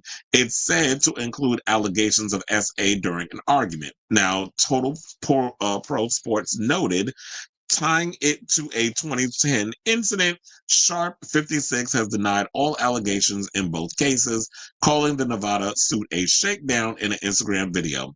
So we already heard what he said about the whole, I'm going to be open, transparent, and defend myself, because we already played that in that little AI clip, which I thought was hilarious, by the way. Kudos to the people that, y'all move quick in these spaces where y'all come up with all these little creative things. And I thought it'd be a cackle just to be up here. You know what? We ain't going to hear her dry ass, phone conversation with him. We need a little AI. We need a little something extra to add to the seasoning.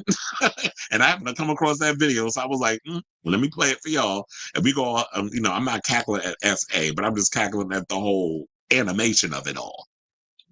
So yeah, that's the latest on him. He said that he stepped down, which I told y'all earlier that apparently word on the curve was because he is at ESPN. ESPN is a part of Disney. And Disney is not playing with him. They gave him the opportunity to be like, you know what, we're going to let you save face. We're going to make you be like, yeah, you volunteered to step down, but no, we was going to be up in that air. You need to do something, because otherwise we're going to put a statement out there, be like, yeah, you got to step down. So we're going to let you spin it which way you like, what is the more, mainstream industry way that they spin things to make it look like it was their idea when it was the people behind the scenes idea. The execs that made the decision. And now who knows what's going to happen. This could be like, you know what, this could be the end of his career. What's going to happen with that $100 million deal, that re-up deal that he had in the works? What's going to happen with the future regarding his show with I know he does stuff with Stephen A. Smith. They do a show together. Also, what's going to happen with his show with Chad Ochocinco? That means like, Shannon, your career is done. And then Club Shay Shay Chow, we might as well say goodbye to that one. So you had all this power, all this responsibility, all this stuff that was happening, and now look at you. Your career is done. So yeah, it could be a shakedown, but as long as you men like you, Shannon Sharpe, you coon types that keep running behind these young white girls because you thinking they young stuff or they're gonna do whatever the hell you want, when you give an inch, they're gonna take a mile. And then next thing you know, y'all so caught up in that pink puss, then y'all be out here shocked and gooped and gagged when y'all get taken for a ride and they take you for your coins. So one day y'all gonna learn. But I guess, people like Shannon and the lot, y'all gotta learn the hard way. So that's the latest on that. I will definitely keep you guys abreast of this story as it develops. But in the meantime, what do you guys think of this story in regards to the latest on Shannon Sharpe? And there was also a story that came out. I don't remember if I mentioned it. I probably did, but if I didn't, I'll just mention it again. There was a story that came out about that he had choked apparently a PA, a female production assistant, while she was working on some show that he was a part of. I can't remember off the top of my head what show it was, but they said there was a thing that came out and they settled that behind the scenes. So that, I don't know, is it the CTE, or is it just that you just got a mean streak, or you just because there's a lot of them that behind the scenes doing all this craziness. But with him playing football over the years and being one of the biggest and best tight ends of all time, I would not be surprised if that CTE done messed up his brain. So let me know what you guys think of this story in the comments down below.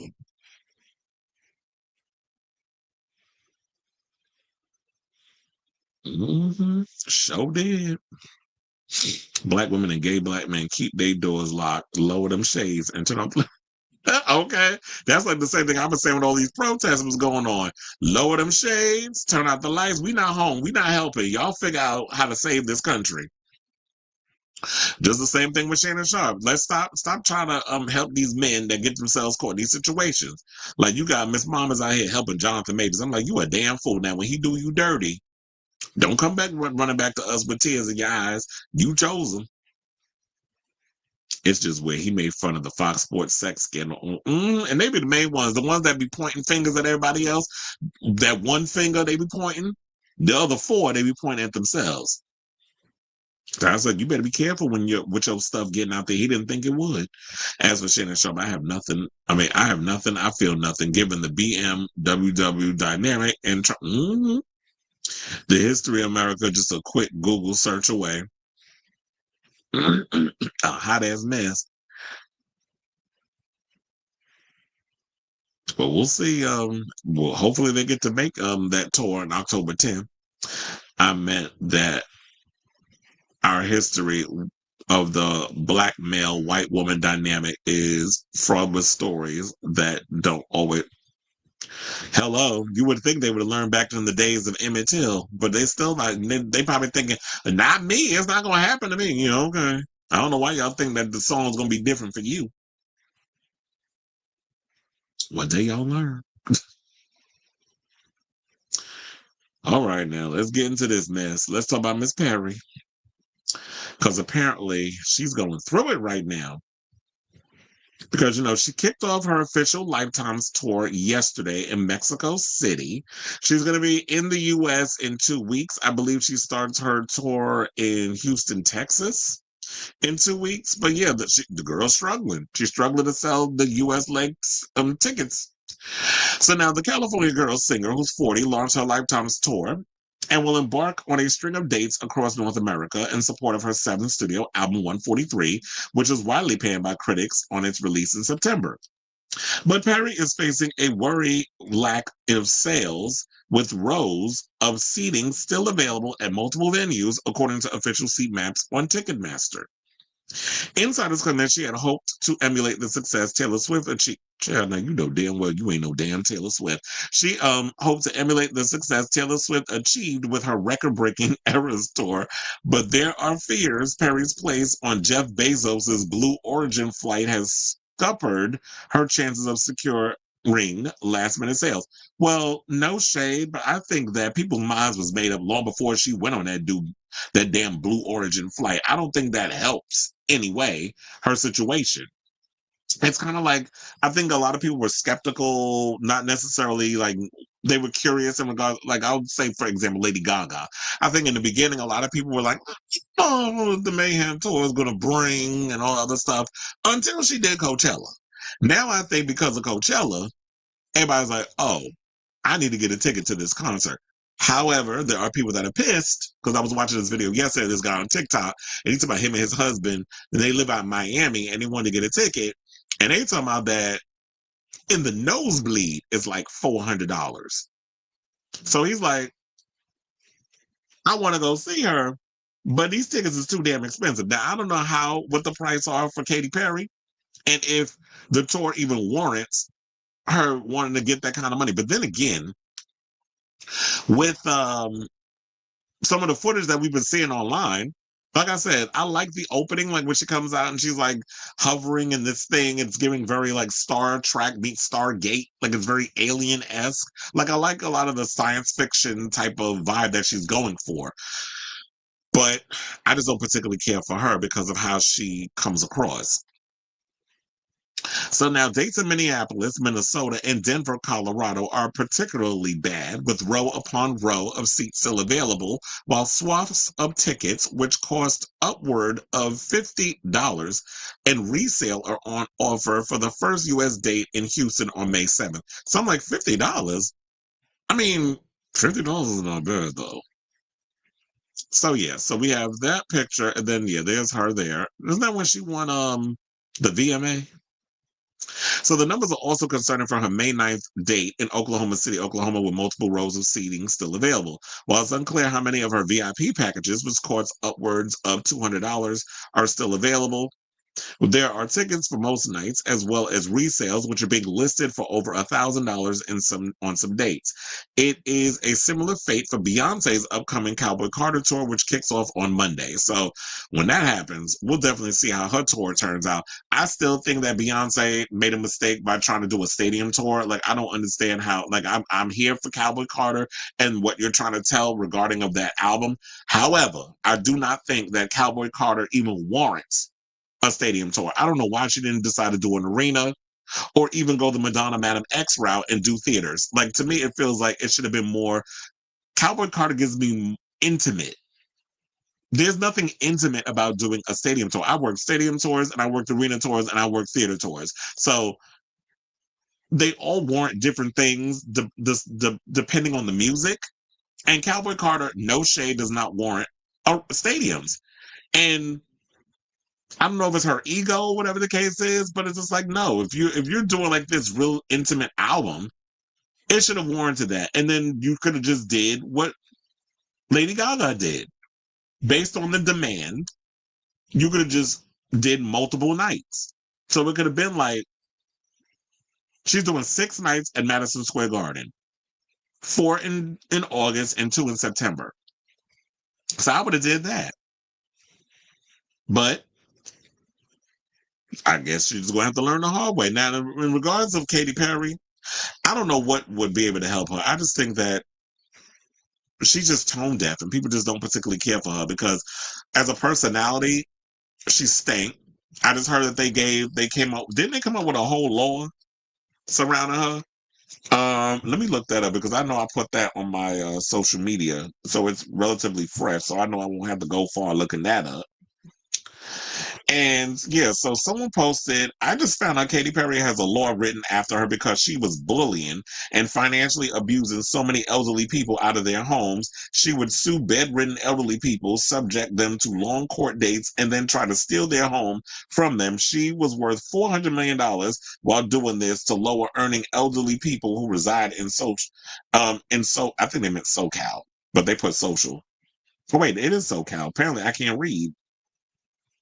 But that was only like a one-person type situation. I don't remember there being multiple stories. There was this one guy that they said that she, in a way, swindled him out of, I think he has like dementia or something or another, and he wanted to die at the home that he bought.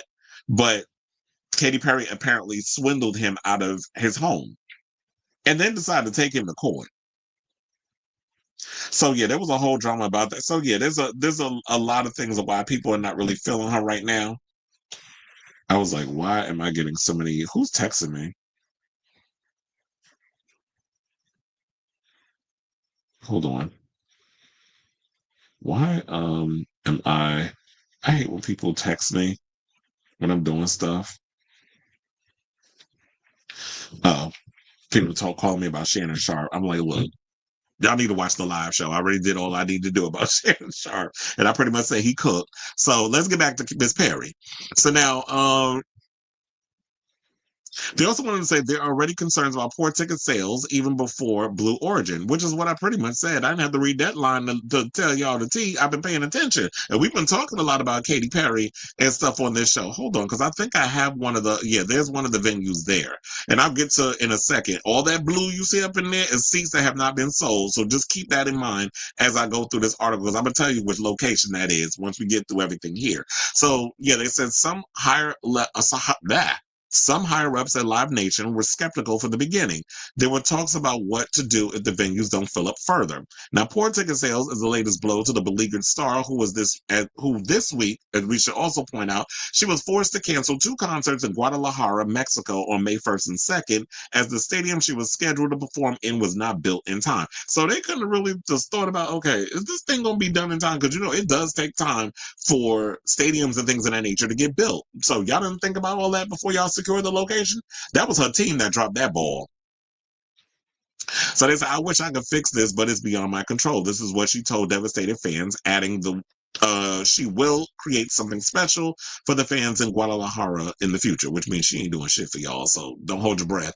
Now, that's like a lot of y'all thinking that Kylie Minogue was rescheduling that Denver, Colorado show, but unfortunately, that's at the behest of the playoffs, so unfortunately, she had to cancel that. And I feel bad for y'all on Denver because that was a good show.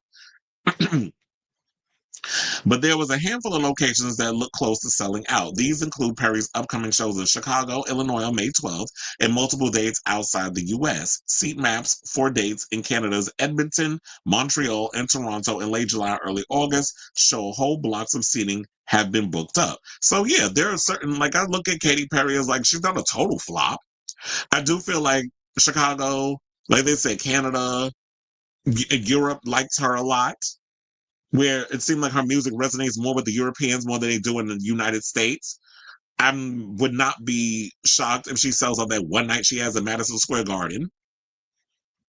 And, you know, other locations. She's got to do certain locations. You are not, you know, Taylor Swift, where you can just go everywhere and people are going to buy up tickets. You're not that girl. Because I feel like what she should have did was stick to the residency. Like, to me, you get residency teas with your stuff. There's no evolution in your music. There's no evolution in what you do artistically. You know, you are someone who's a nostalgia act at this point, and you rely on a lot of your biggest hits to keep you going. And I feel like she could just do a residency for the rest of her life. Just change up the costumes. So I feel like after 143 says, you don't need to put out no more music. You could just forever sign big deals, $100 million deals for maybe a 2-3 year residency in Vegas. The kids will come out, you know, all the Katy Perry fans, all the tourists, all that stuff will come out and see you while you do your little tricks and your alien stuff and flying in the air thinking your ass is a poor man's Pink and all that other stuff. And you know, you'll make your coins doing 3 shows a week for like 3 years or something, whatever. I don't know. You can probably just do weekend shows, however your deal comes out. But as far as like traveling around the world in an arena type setting, I don't see it. Just like I don't see it for him or for Lopez, I don't see it for you either. So now, in regards of this map that I'm showing y'all, this is actually at the Target Center in Minneapolis, Minnesota on the 13th. So the blue is unsold seats. Now, since y'all been marinating on that for a minute, the next one that we have, all that blue that you see up here, that's for her Denver, Colorado show. And that's on May 15th. And then, last but certainly not least, she booked 2 dates at this location, which is in Oklahoma City, Oklahoma. This is the second night. She's been struggling to shift tickets. So I'm guessing the first night she did well with selling tickets to Oklahoma City. And they were like, you know what? Since the demand was so high and everybody's buying tickets, it's your second night. I think you probably shot your wad with the first night. I think everybody's like, nah, sis, we good. We don't need you to like give us a multitude of nights and things of that nature. So yeah, so we have, and then also we have wait, hold on, because I was like, let me show y'all this, because this was a cackle where you get to see Katy Perry up in here attempting to dance. So shout out to TikTok. Yeah, this was her being a hot ass mess, and they was cackle. The cackle was people online just clowning her. So yeah, and all this is all for the backlash and all this other stuff. But let's get to some of the criticisms that a lot of people saying. So it's like the Dr. Luke stuff, the Blue Origin stuff. That's what's been biting her in the butt, where she had to cancel and all the other stuff. And yeah, with all the dancing and stuff, let me read y'all what the people were saying. So, and then that was the worst, because then she tried to do a jump, like, I don't know if it was a jump into a dip. I'm like, sis. Now, you know, Aja and Laomi, all of them, if they see this video, they're going to eat you up in the comments with your noggin ass trying to do a dip. Like, girl, please, bad enough you're already, you know, trying to pander to the homosexuals with your music and all the other stuff. Now you up in here trying to occupy and colonize and whitewash ballroom? Mm-mm. So one person said, are her choreographers 3rd graders that won a contest? Another person said, please retire gracefully. Don't do that to yourself. Well, hold on. Why she got to retire? It's like, you know, artists don't retire. People with careers don't retire. She's not like she's working a regular job. She's an artist. Let her do her music as long as she wants to do it. I just feel like she'd just be good enough to do it at a residency. I just don't think she is an arena girl. Or if you want to go outside the United States, you'll have better success out there than you would in America. If you're going to stay in America and get that American coin, residency is for you. Now, another person said, girl, WTF is this? Even Taylor dances better than this. She plays with it while Katy tries to act like she's a drag queen. They are going in and letting have on Miss Mamas. Okay, and then another person said, not the mom moves. Another person said, a straight up soulless vessel. Another person said, maybe she should have spent less time in space and more time rehearsing.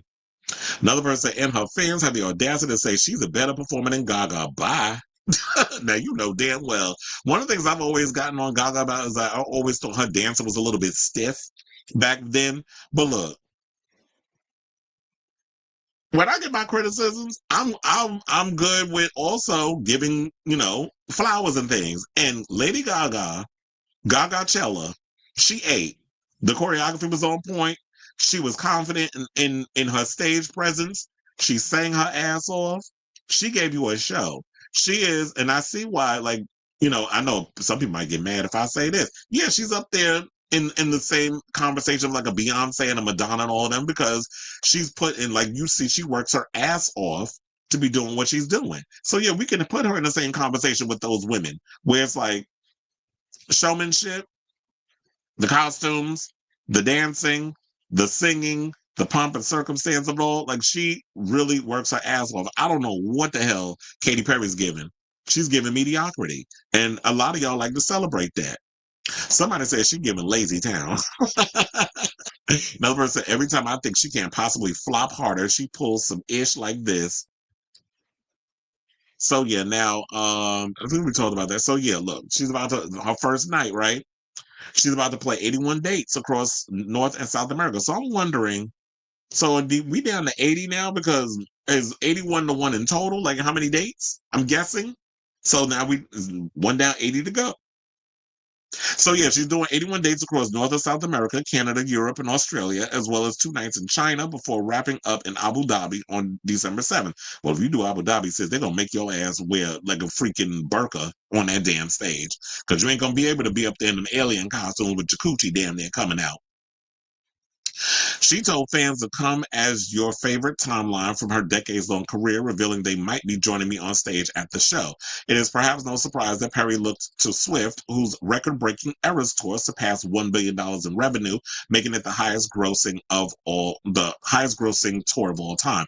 Now, spanning over 3.5, first of all, y'all, we clown Taylor Swift about her weak vocals. But here's the thing. Miss Mamas did a 3.5-hour show, 44 songs, throughout, celebrating 17 years of you making music. I got to give her damn flowers for that. Because who would have the stamina? 3.5 hours, damn near 4 hours of a show? And of course, you don't need no opening act, because it's like, nah, I'm going to just do the show. But I'm going to have to come on early. Like, if I'm doing a 3.5-hour show, it's like, what time do you come on? Like 8 o'clock? 8 to 9, 9 to 10? Yeah. 11:30, like 8 to 11:30, I'm doing a show. That sounds like a good enough amount of time. So yeah, that tour made $1 billion, and that's why she's a billionaire. But she kept stopping and starting the tour, which I think is smart. So it was like, I do a couple of months, I take a month off, and then we get back and do the tour again for a couple of months, and then I take 2 months off or whatever, and then I come back and tour again. That would be me. I think that's how a lot of artists should tour. Give yourself a little break, and then get back out there, get those batteries charged up, and then get back out there and tour. Meanwhile, we should point out that Madonna's Celebration Tour, which paid homage to her 4-decade-long career, made an impressive 77 million in ticket sales. So the Queen of Pop will always be the Queen of Pop. She'll always be out here making her money. Here she go, flying around like a broke-ass looking Tinkerbell. And yeah, that's all I got to say on that. So I think I'm done reading Katy Perry. But I want to hear from y'all. What do y'all think of this story in regards to her still out here struggling to sell them tickets? And we're not talking about the Europe and all that other stuff. We talking about the United States. And I showed y'all the evidence, and y'all still come up in here with the damn denial. Katy Cats, if y'all want to still act like denial is only a river in Egypt, then y'all go ahead. But I just want to, I don't make the news. I just report it. And I come with the receipts. So let me know what you guys think of this story in the comments down below. Ooh, child, now I got like Hold on. Wait, hold on. I need some water.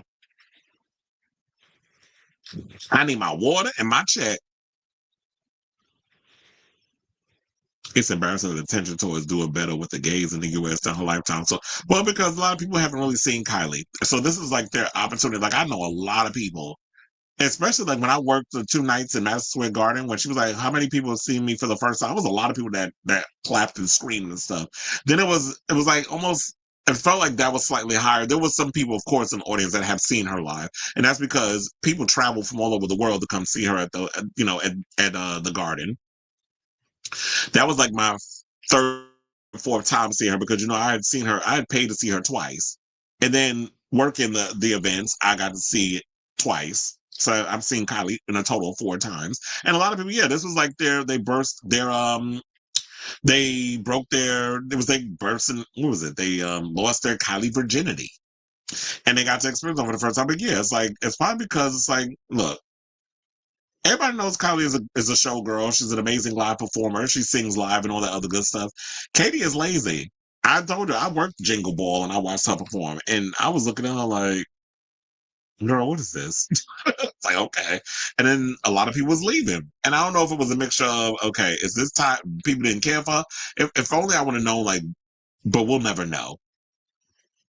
It was getting late. So people didn't want to miss the railroad, or New Jersey Transit shuts down at a certain time, or you got to wait. If you miss that certain train, you got to wait like 40 minutes or whatever for the next one. Our transportation in New York is just trash. Even during rush hour, the trains be a mess.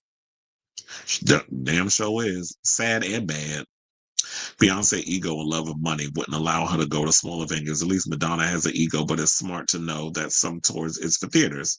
And even though Madam X, that whole era was a mess, the touring and the album, I admire her for commitment. The Perry Act, yeah. The nun, she had a nun die in court having a heart attack trying to. Well, you know what? The demon's gonna get her. I never understood who Katy Perry's target audience actually was. You know what? That might be the thing too. Who is her target audience? Because I don't even think she knows who her target audience is, let alone who is she as an artist. Because it's like, you got little kids, because you're 40 years old, still singing music for like nursery rhyme pop jingles for like 10-year-olds. But all those kids that grew up listening to Hot and Cold and Teenage Dream and E.T. and all the other stuff, they're all like grown now. So who is your demographic? And she suffers from the same thing as Jennifer Lopez, which is your audience. You have to grow with your audience and then evolve as an artist. She hasn't really evolved. She was doing the same stuff over, for the past almost 20 years of her career. And it was like the same thing with Jennifer. She didn't really like evolve her sound and her overall thing. She was doing all these different songs to try to maintain some relevancy, but she never evolved as an artist. And then try to sell something that this is me now. And people was like, girl, we don't want it. MAGA white gays who like lyrics feeling like a plastic bag.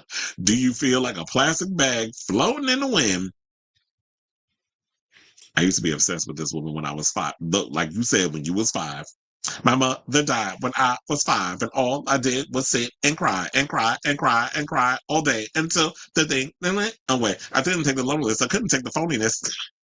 I don't know why mother and father just popped in my damn head. So I used, and you said now she's a laughing stock. Phoenix is good. Kylie didn't have to do Denver as Phoenix was so close. We had people from LA, Nevada, New Mexico, and yeah, that was like people traveled. I think I even had people that was traveling outside to come to see Kylie. I'm trying to remember where one girl said that she came real far. So yeah, there was like people travel far and wide because, they want to come see him. So she could have did that, but I feel for those people that had to go and get a refund for them tickets. Maybe she doesn't like rehearsing. Feeling rehearsals is a waste of time. I heard she only did a month. I guess nobody does 3 to 5. Well, that's dumb because if you don't do rehearsals, it shows that your show was a mess. Like, that's why I love people like Madonna, who is very much what's the word? She's very much damn, I was gonna say the N word, as in Oxy. When it comes to rehearsing, like she's very much like, I need to rehearse because it needs to be perfect. And it's like you got until it's like it's just second nature. And I feel like that's what you have to do as an artist. You talking about, it's a waste of time. No, it's not. Especially if it, like, I can understand if it's just you and a band on stage and all you got to do is, walk back and forth and sing your songs, but that's not what you have. You got costume changes. You're flying in the air. Everything's got to be ill-timed with the videos and everything else that's going on. You have choreography, so you have dancers moving around you on the stage, and you don't want to be out here looking a mess. So if you want to half-ass it and you think that rehearsals are a waste of time, then you should not be surprised when it shows in your stage presence, when it shows in all the things you do on stage. And if you showing that you want to half-ass it and don't give a damn, the fans are going to notice too. And it's like, well, why do I need to spend $900 on a ticket to see you live if you're not even taking this seriously? I saw a college, I was going to say collage of the main pop girls for each decade, and Taylor was the representative for the 2020s. Who was the representative for the 2000s? Because we're about 2020. Well, I guess she would be. I mean, in the 2020s, wasn't it like her cachet continued to grow? And it feels like, yeah, in that time, she is the best-selling female act. So I'm not surprised that she would be chosen as the representative for the 2020s. So yeah, I could definitely see that, because I can't really think of anybody else. I would think the 2000s would be... Who was out in the 2000s? Would that be Lady Gaga? I would wonder if they would probably have her at the time. Because remember, 1998 was when she first hit the scene. She did have like this steady situation. And then after Born This Way, everything kind of went. Didn't nobody care about art pop? Didn't nobody care about Joanne and all the other stuff? Taylor she's the best-selling female act. Again, people don't like sales, but her sales are better than any other females. Someone said 2 nights wasn't enough for the Garden. She could have done, she definitely could have did 3 nights or 4 nights. She definitely would have sold out them shows. I think Taylor is the 2020's main pop girl. It could have been Ariana if she didn't ruin her reputation and was out here with all that damn blackfishing. Dula Peep was fighting for the spot, but after that last album, okay. Although I do like the orchestra version of that album. I'm definitely curious to see what she's going to be doing with the Radical Optimism tour. I'm definitely curious enough to see that, because she's doing 4 nights at the Garden. It's funny how she's doing 4 nights, but Kylie only did 2. And Kylie is a bigger star than Dula Peep. So that's weird that she's doing 4 nights at the Garden. Kylie's did 2. She could have done more. But I think, look, the next time Kylie decides to, and I'm sure she will, after the success of this Tension tour, I do feel like she will come back to America more often. So who knows? Maybe the next album, whatever that is, I feel like, girl, take your time. You don't need to drop another album till like 2026. You're good for now. Or maybe 2027. When she decides to come out and tour, I would love to see her come back to New York and then do 3 nights, 4 nights. We'll see how that goes. She had to test the waters. Gen Z grew up with Teenage Dream and Prism, but now they're the same ones making viral. Okay. Britney was 2000s, Rihanna was 2010s, Mariah was 90s, Madge was 80s, Donna was 70s. Yeah.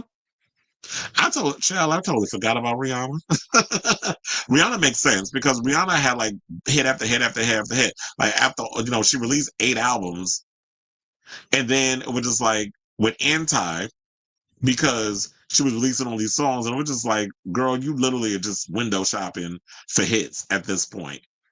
I could understand why with Anti, she was just like, I needed to have that vibe of, I need something with substance. I need an album that I want to sing 20 years from now.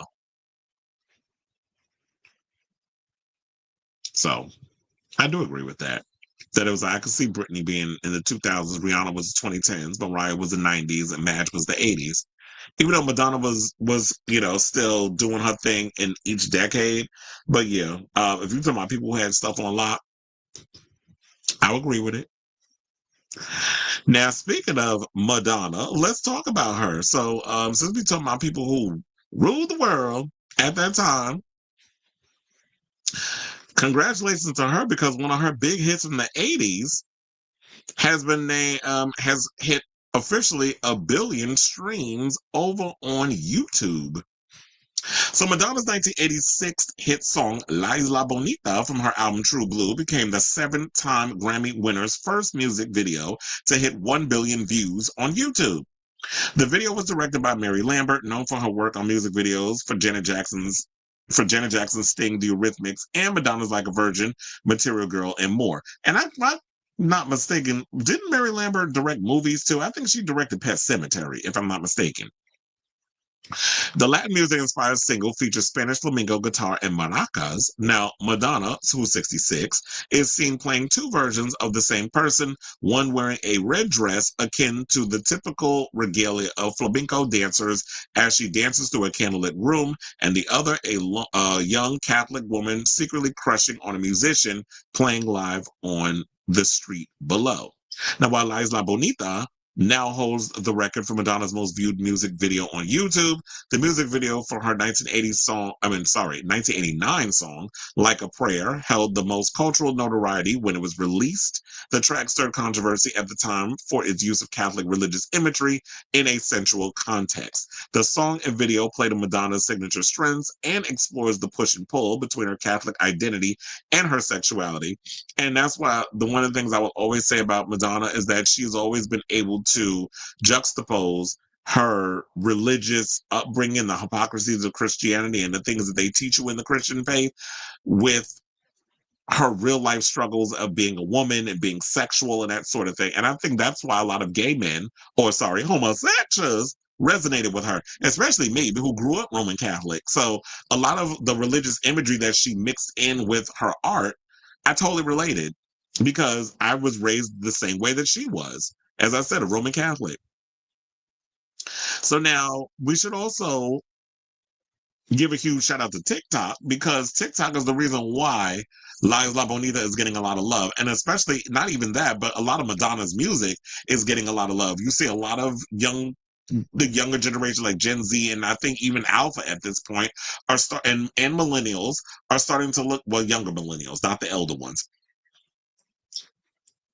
They're looking at a lot of Madonna's discography, and they're looking at it, they're watching it, they're reacting to it, and they're giving their own little discourse about, what they're seeing. And I love the fact that, where her music video still resonates even with younger generations who are looking at her stuff and are feeling the need to dissect it and give their own little discourse on it. So, I like all the success that she's getting. Now, in regards to this, they said over 200,000 videos have been posted to this sound in the past year, I'm talking about on TikTok, with users often soundtracking their fashion and vacation videos with the song. Now, Madonna's next most viewed videos on YouTube are Hung Up, with 531 million views, Bitch I'm Madonna featuring Nicki Minaj with 368 million views, followed by Like a Prayer with 341 million views. Now, in December of 2024, the pop music icon announced plans to release new music, as you know, in 2025, where she's back in the studio with Stuart Price, who helped produce Confessions on the Dance Floor. So a lot of the songs that we got, like Get Together, Jump, Hung Up, all those other things, he's working with her again. And he's also worked with artists such as Kylie Minogue, The Killers, and Pet Shop Boys. I also think he worked with Dula Peep as well. So, excuse me. So I love the fact that she's back collaborating with Stuart Price, as I've mentioned before. And to me, I would never have expected La Isla Bonita to be the song of all songs in Madonna's discography that would be the one that would get 1 billion views. It is a good song. It's a classic. It's iconic. Because I would have thought like maybe Open Your Heart, Live to Tell, Vogue, Cherish, Express Yourself, Like a Prayer, Hung Up, or even Like a Virgin. Like I would have thought one of those songs would have probably been picked.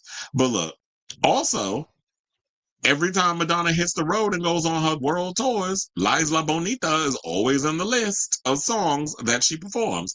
So I think she loves the song. She never gets tired of performing the song. So it makes sense that that would be the song of all songs that people would choose. And plus, it resonates with so many people, like the Latin rhythms and stuff in regards to that. The Latin community, you know, and she has a chokehold on the Latin community. The Latin community loves Madonna. Like, she goes to all parts of, like, whether it's South America, like it could be Colombia, it could be Mexico, it could be Brazil, wherever. You know, she loves Lisbon, Portugal. She went to go, I saw she posted a recent video with her and her man.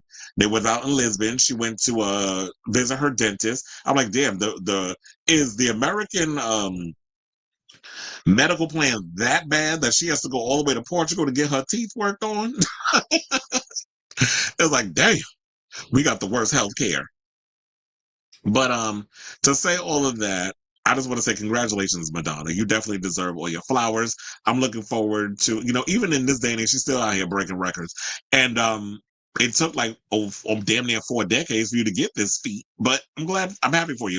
And I'm really looking forward to whatever it is that you and Stuart Price have cooking in the studio regarding this album, because we definitely need a good, fun follow-up to Madam X. So I say all this to say, what do you guys think of this story regarding hearing this about Madonna, her song, excuse me, La Isla Bonita, tropical cold island breeze, all in nature, wild and free. This is where I long to be, bitch.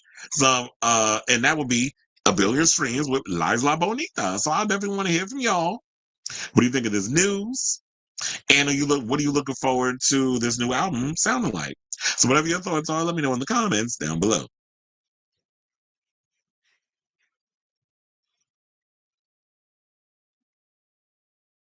Okay, so I was like, you said True Blue is my favorite Madge album, and Crazy for You, Into the Groove, my 5 favorite out of all of her albums, although my go-to 80s artist is, of course, well, who doesn't love Kate Bush? And Susie and the Banshees. Well, that's just me. And it said my earliest memory with Madonna is watching the Be I'm Madonna when I was 10. I mostly watched it because Nicki had a verse on it, and there was a lot of reaction videos to it at the time. Well, Nicki always elevated Madonna's, her raps and stuff. It's Patti LuPone getting Alzheimer's and dementia because she doesn't remember critics. When did that happen? Because she might be. I did see that there's a lot of Broadway stars doing actors or actors segments, and I saw that she did one. I think also recently, the most recent one they dropped was with Nicole Scherzinger, and I think Jonathan Groff. And I heard that, there was technical difficulties, and they canceled one of the shows of Sunset Boulevard, and Nicole got up there with a bullhorn and started singing her songs. I was like, she better work. I think this is the best thing for Nicole. The smarter things she did, even though the pop career was a mess, but that was the industry. She can still release pop music if she wants to. Just do it independently and on your own. But this resurgence as a Broadway star, this was perfect for her. I'm not crazy over La Isla Bonita either. Her signature song to me is Vogue and Material Girl. Yeah, exactly. And that's why I'm like, I'm surprised that Vogue wasn't the song that hit 1 billion streams, or like all the ones that I mentioned. Open Your Heart, Live to Tell, Vogue, Cherish, Express Yourself, Like a Prayer, Hung Up, or Like a Virgin. I'm surprised none of those songs, made it big. So that's a shock to me. Okay, so hold on. Let's get to our next topic. And since we're talking about Madonna, let's talk about her son, Rocco, who said how Lady Gaga says, "Don't call me Gaga." Rocco said, "Don't call him a Nepo baby, because he ain't one." Child, you are. Because you are, Blanche. You are a Nepo baby. So the artist, who was 24, who was the son of Madonna and Hollywood director Guy Ritchie, has held 6 exhibitions to date, including most recently in Paris, with the support of Giorgio Armani and Counts Stella McCartney and Donatella Versace among his famous collectors. Now, I know you don't want to, I feel like I'm jumping the gun. I'm going to get to what he said, why he don't want being called a Nepo baby. But young man, first of all, Madonna, you have some good looking children. He is 24, so I can say this. Rocco was a cutie. And Lord, she looked good too. So shout out to her.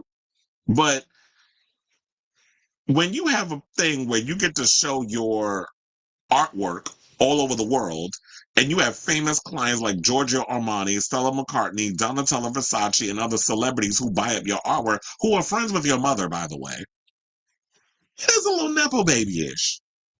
But based off of what he says, I got what he's coming. But look, if your mama wasn't who she was, if you weren't the child of Madonna and Guy Ritchie, but I feel like Madonna's reach is way bigger than Guy's. Guy, yes, he's a filmmaker.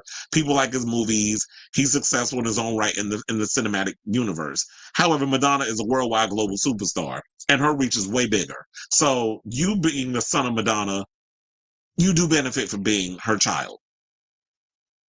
So technically, a Nepo baby, by definition, Rocco has made it clear what his views are on the concept, as he referred to them as they rather than we. Now, speaking in the new issue of Fantastic Man magazine, he explained he's unsure where he fits on the Nepo baby spectrum because despite having famous parents, he's carved out his own path. So intent was he on making his own way in the art world. He kept his professional identity secret at first using the alias Red. And that is true. So at one point, Rocco was hiding his identity. Like, he was going around like he was Banksy, where it was, y'all didn't even know who he was. He was put out this artwork. Madonna was probably like, yes, I'm going to go to this art gallery. Oh, y'all love this artwork. Don't it look good? Y'all like what y'all see, right? Who this Red person? I wonder who Red is. No, full on what else? Her damn son. I'm just creating this whole narrative in my head, like, like she ain't know who he was. But everybody was like, who is this Red? And then all of a sudden, the sleuths were sleuthing. And then they came out and they was just like, Red is really Rocco.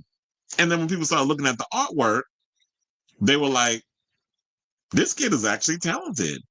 So when you look at his work, it's like, yeah, you could say what you want to say, but at least when you look at Rocco's work, you can call him a Nepo baby till the cows come home. The boy is talented. Like, when you look at his artwork, it looks pretty good. Like, if I had the coin, if I had the dollars, in the words of Pepper LaBeija, I put his artwork in my house. Because I'm sure that shit ain't cheap. But they said he ditched his pseudonym in 2022. In the following year, held the exhibition in London, curated by Lucian Freud, old studio manager David Dawson. He explained, I always think it's funny that back in the day, I would do it, like, because, Rocco has a slight British accent, because, he's been living in London and in America. He goes back and forth. So he's got a little, like, he sounds like, oh, Lord, I hate comparing him to him, but he kind of has, like, that Andrew Tate type of lilt to his voice, where it's like when you partially in the United States, partially in Britain, so you got a little bit of both. So when you hear him say little, it's little. But anyway, he said, I always think it's funny that back in the day, some of the most beautiful cathedrals that were ever built would be built by generation after generation of the same family. And now if you're born from a family and not saying this is wrong, you start looking at Nepo babies and they are not the most interesting bunch, are they? As well as trying to reject the Nepo baby label, Rocco admitted that he never felt comfortable mixing in privileged circles growing up, preferring to socialize with skateboarders in London's South Bank, saying straight away, I was like, this is the place, best years of my life. I mean, how much fun are upper class people? Not that much fun. He dropped out of prestigious London art school, Central St. Martin's, where a tutor had criticized his paintings for being too masculine after 1 year. Saying, I think he was trying to say it was vulgar, and I didn't think it was vulgar. Well, look, your mama's vulgar. She even has a song called Vulgar, or people have accused her of being vulgar. And I feel like he's more like his mother than anything. I think that's also why Rocco and Madonna butted heads a lot when he was a teenager growing up and he wanted to live with his father. Because I think them two have way more in common with their personalities. I need to look up how old is Rocco. I mean, not how old is Rocco. I know he's 24. What's his sign? Is he a Leo? Let me look that up. Rocco Ritchie. And it says actor Madonna's son. Child, now if I don't know my people, first of all, August 11th, he is a damn Leo. That's why I was like, that's why him and Madonna butt heads. They both Leos. Oh, don't have a Leo come from a Leo, because their personalities are way too similar. So I was like, wait a minute, I gotta look. August 11, 2000 is his birthday. So he also went on to say I was 18 doing shitty figurative paintings. My work wasn't even developed enough for anyone to have opinions on it back then. He transferred to the Royal Drawing School of Shoreditch, where he finally felt at home. He said, there, all my dreams came true. I just needed a school that would teach me to draw and paint. I signed up, went in, and spent basically a year and a half, 7 hours a day, just drawing. They didn't ask for homework. You just shut up and draw.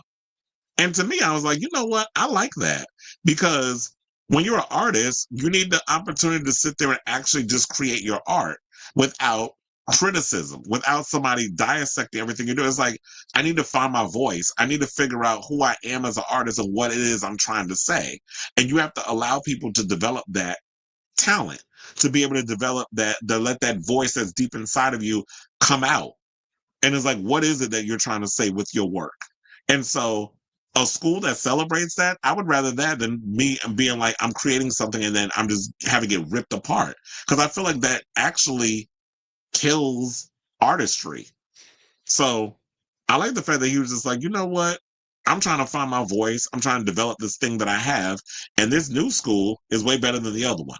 Where it's like, they don't ask for work, whatever. You just sit there and you just draw all day. And then if it's shit, it's shit. And then once you feel like you got something, and if you feel confident enough to want to showcase it, then you do that. But they also said that, you know what, in regards to his style, he loves wearing tweed and three-piece suits, just like his father, who delivered a withering review of how men dress today, saying menswear, I don't even want to give that word the power it has. It's so different from what it used to mean. I always see on Instagram people popping up and saying, this is my outfit. People really like to show what they're buying and how they're dressing. First of all, who cares? Second of all, this is shit. I mean, who am I to judge? But you're judging. There's a difference between someone walking into a room and you going, whoa, who is this swaggerer over here? Or they walk into a room and you go, what are you wearing? I feel like it's a very thin line. It's very not distinct line. I mean, I don't want to sound like a little shit, but most men do not dress well. And he's absolutely right. Most men don't dress well. He says, I think Savile Row is a dying situation. It's really hard to sell in this day and age. It's expensive and it takes a really long time. Do you really want to go and spend £5,000 on a suit that takes 8 fittings and will be ready in a year? So he said a lot. And I definitely agree with him. It was like, you know what? Yeah, I'm not like those Nepo baby kids. I'm not shunning the whole Nepo baby idea, but I don't fit in that world of what a Nepo baby is. I'm not somebody like the Kardashians where stuff was passed down and you don't have no legitimate talent. I actually worked to get where I am. I actually worked to be taken seriously. I didn't just rely solely on my mother and her being who she is and my father being who he is, so that way people could look at my work and be like, oh, that's Madonna's son. So it's like, we're just gonna say, oh yeah, we like his artwork, but it's like, I want that genuine feeling like, yeah, I worked my ass off to get to this position, so that way people can like what I do and celebrate what I do, and like it for what I'm putting out there, and not liking it just because, oh, it's Rocco Ritchie's artwork, and you can just go around and say, yeah, I got Rocco Ritchie's artwork on my wall.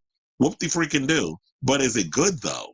And I feel like if I was someone who was a child of a celebrity, I would want you to look at me in that way rather than somebody being like, oh yeah, this is Northwest because she's Kim and Kanye's child and she ain't got no formidable talent. Let me put her in my music video. Let me give her a guest spot on my song. But I'm like, but where's the talent though? This is some nepotism type stuff here. So shout out to you, Rocco, and your little 3-piece suits. Shout out to, and you see his father and Mill, they look just alike, except Rocco got better hair. Guy looked like he's struggling in the hair department. And the lady on the right that looked like Taylor Leone, that's his second wife. You know, after he married her after his little divorce with Madonna. Where they, they got married in 2000 when Rocco was born, and then they divorced 8 years later. So there's that. So I say all this to say, what do you guys think of this story regarding Rocco, what he had to say about the whole Nepo baby situation? I know it's like whenever it comes to kids of celebrities, this is always going to be like some discourse that they're going to be bringing up and trying to break down and give their own different versions of it and all that other stuff. And I guess it has different meanings for everybody. But I feel like he shunned it in a way, but he had a legitimate reason for shunning it. There's some people that just come out all stink about it, but he's got a legitimate reason of saying like, yeah, I'm not one of those Nepo babies because I worked to get where I am, and I actually got the talent to back up what I do. It just so happens that you can't help who your parents are in the privileged society in which you were born. So let me know what you guys think of this story in the comments down below. I'm tired of some Nepo babies being delusional. Rocco wouldn't get what he have if it wasn't for him being a son of his mother. Yes, he worked hard, but let's not pretend you didn't get a leg up. Not many artists are able to afford nor the connections that he has. Absolutely. And that's why I said, just own it. Just own the fact that, yeah, you do have the privileges of who your parents are have afforded you to get into places that someone like me would have to work 10 times as hard to get my artwork in those same rooms. So you could be of that. You could say that too.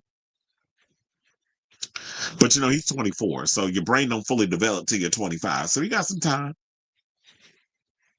What is it? What are we in April? 4 months. He got 4 months until that frontal lobe is fully developed. Because August is in 4 months. All right, so now all right, y'all, let's move on. Let's talk about Miss Jennifer Lopez.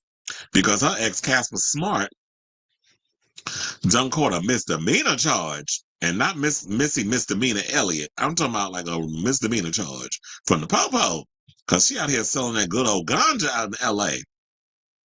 So yeah, Jennifer Lopez's ex-lover Casper Smart got smoked by the L.A. City Attorney's Office because he was just charged with operating an illegal marijuana grow operation in his house. So Smart was handled 2 misdemeanor charges, 1 count of participating in unlicensed commercial cannabis activity and 1 count of engaging in commercial cannabis activity without a temporary application license. This is according to TMZ. Now, remember back in December, we did talk about this, how they did the swoop down on Casper and the fact that he got in trouble because he had a little growing, a little dispensary running about in his house. And I guess he didn't have the proper paperwork to be doing that. So the charges stemmed from a police raid on his home in late December 2024 after police received a tip about an illegal grow operation. Said that y'all be out here snitching. You got to watch who be up in y'all business.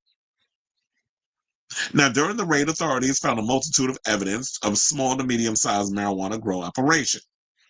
Smart did have a female visitor present at the time of the raid, although he was not cited and was said to have no connection.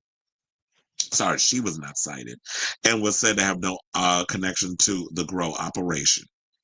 He was not taken into custody at the time of the raid, though he was cited by officers and released at his home. Little was known about the size of Smart's alleged grow operation, though it was seemingly larger than legally allowed by the state of California.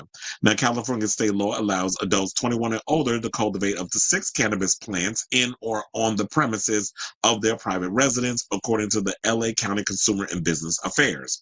The plants are required to be in a locked area and cannot be visible to the public, so it seems Smart had more than 6 marijuana plants. Of course he did. Who the hell can keep up with the supply and demand of the marijuana if it was just 6 plants? Now, Smart, as y'all know, was a backup dancer for Jennifer before they started hunching in October of 2011, just months after her separation from Mark Anthony. You know, it don't take her long to climb off of one man and get up under a new one.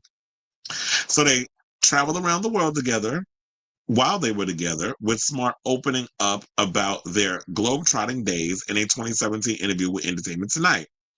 He said they were still friends and they have nothing but respect and love for each other, saying it was tiring but very nice to be able to travel the entire world in 6 months, especially with someone you're with and you get to enjoy together. And he also added in an interview that he wasn't mature enough for the relationship, admitting, I was very young and selfish. I thought I was ready for a relationship with a woman with kids and everything. And this is basically, at the time with her and having the twins with Mark Anthony. And I was like, well, damn, what did you expect? And on her end, what did she expect? That, yeah, you out here hunching this child that's in his 30s and you, you're a couple of years older. I think he was in his 20s at the time.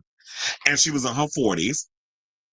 And Yeah, he don't have the emotional maturity to be handling no grown woman who's got a lot of ambition and has this big career and is a workhorse and is balancing being a mother and a businesswoman and all the other stuff. And it's like, yeah, I'm thinking I'm mature. I can handle all of that. Clearly you couldn't. And yeah, just because she got a big ass and you could probably handle it by covering it with both hands, don't necessarily mean you can handle the complete package that comes with all that ass. And clearly it showed that he didn't, including allegedly the rumors that came out that he like women with a little something extra, if you know what I'm saying. And I think you do. You know, Pedro Pascal, I was saying out here, protect the dolls. Apparently, Casper like getting with the dolls based off of those alleged sexting messages that have been floating around. So yeah, that's the latest on Casper and him getting hit with misdemeanor charges regarding a case where the police raided his home back in December. So that's the latest on that story, because we did talk about that when that happened late last year. So I want to hear from you guys. What do you think of this story regarding Casper Smart getting caught out here in these streets because now he moonlighting as a weed dealer? Probably because we ain't really heard from him in a month of Sundays doing anything. Because, you know, and then, you know, when you get to be a certain age, you can't be out here doing choreography forever and dancing. Remember, you had Brian Freeman and Miguel Zarate and all the old iconic dancers who did the Abracadabra music video. And they said, yeah, they was coming out of retirement. And them being up there in their late 40s, still trying to keep up with these little 20-year-olds while they doing that Abracadabra music video and the choreography, it takes a lot out of you. And yeah, once you get to be a certain age, you don't have that energy and that stamina and that will to be doing that, to be up in there trying to fight for them, the dancing and all that other stuff. So I can totally see why it's like, yeah, well, the LA thing ain't really happening for me, so I might as well just be out here being a weed dealer since it's legal. But you got to be able to follow the proper channels so that way you don't get cited and hit with misdemeanor charges or worse. Hopefully it don't turn into a federal situation. But I think with weed being legal, it wouldn't be considered federal, right? Unless, I guess, maybe you got a certain amount that they would consider that as, I don't know the law. So I won't think that it would be federal. I think it would just still stick with the misdemeanor. But anyway, let me know what you guys think of this story in the comments down below.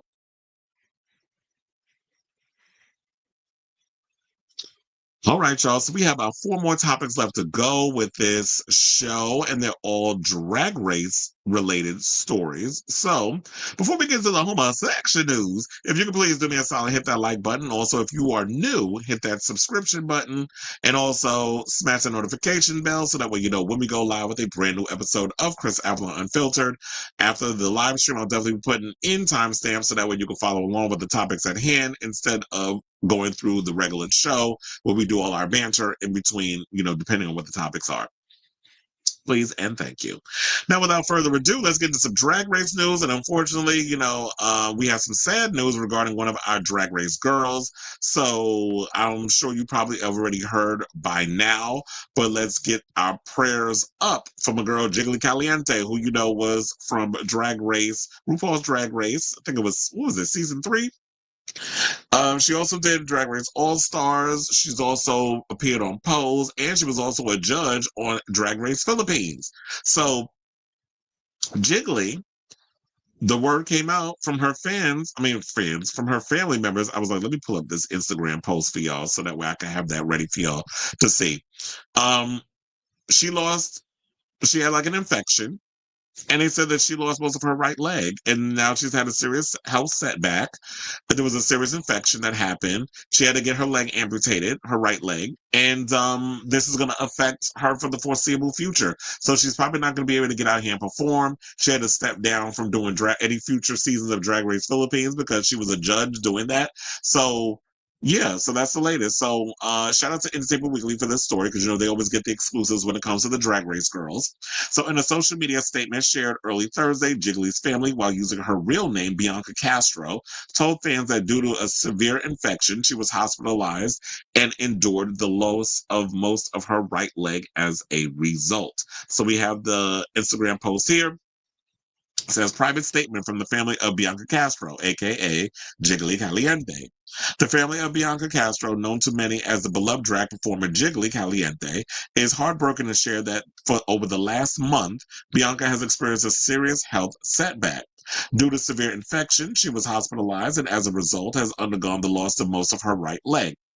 Because of these circumstances, Bianca will not be appearing in the upcoming season of RuPaul's Drag Race Philippines, nor will she be participating in any public engagements for the foreseeable future. Her recovery will be extensive. At this time, we kindly ask for privacy for Bianca and her family as they navigate this difficult journey together. While Jiggly concentrates on healing, we invite her friends, fans, and community to uplift her with messages of hope and love on her social media channels. Bianca's family and Drag House are deeply grateful for the continued outpouring of support, strength, and prayers. So that's the initial statement that she posted. And yeah, she got an outpouring of support. Michelle Visage said, "We love you so much, my sweet Jiggles, and we are praying with all we've got." Bob the Drag Queen said, "Jiggly, I love you so much. You always keep it so real, a true diva. Heal up, sis." The Bianca Del Rio says, "Sending all the love, Jiggles." Juju B jumped in and said, "I love you so much. Can't wait to see you again." Manila Luzon, I'm glad all my Asian girls is jumping in the comments, said, "Praying for you, sister." MJ Rodriguez says, "OMG, God girl, I love you. You got this. You are going to have a sickening recovery. You got this."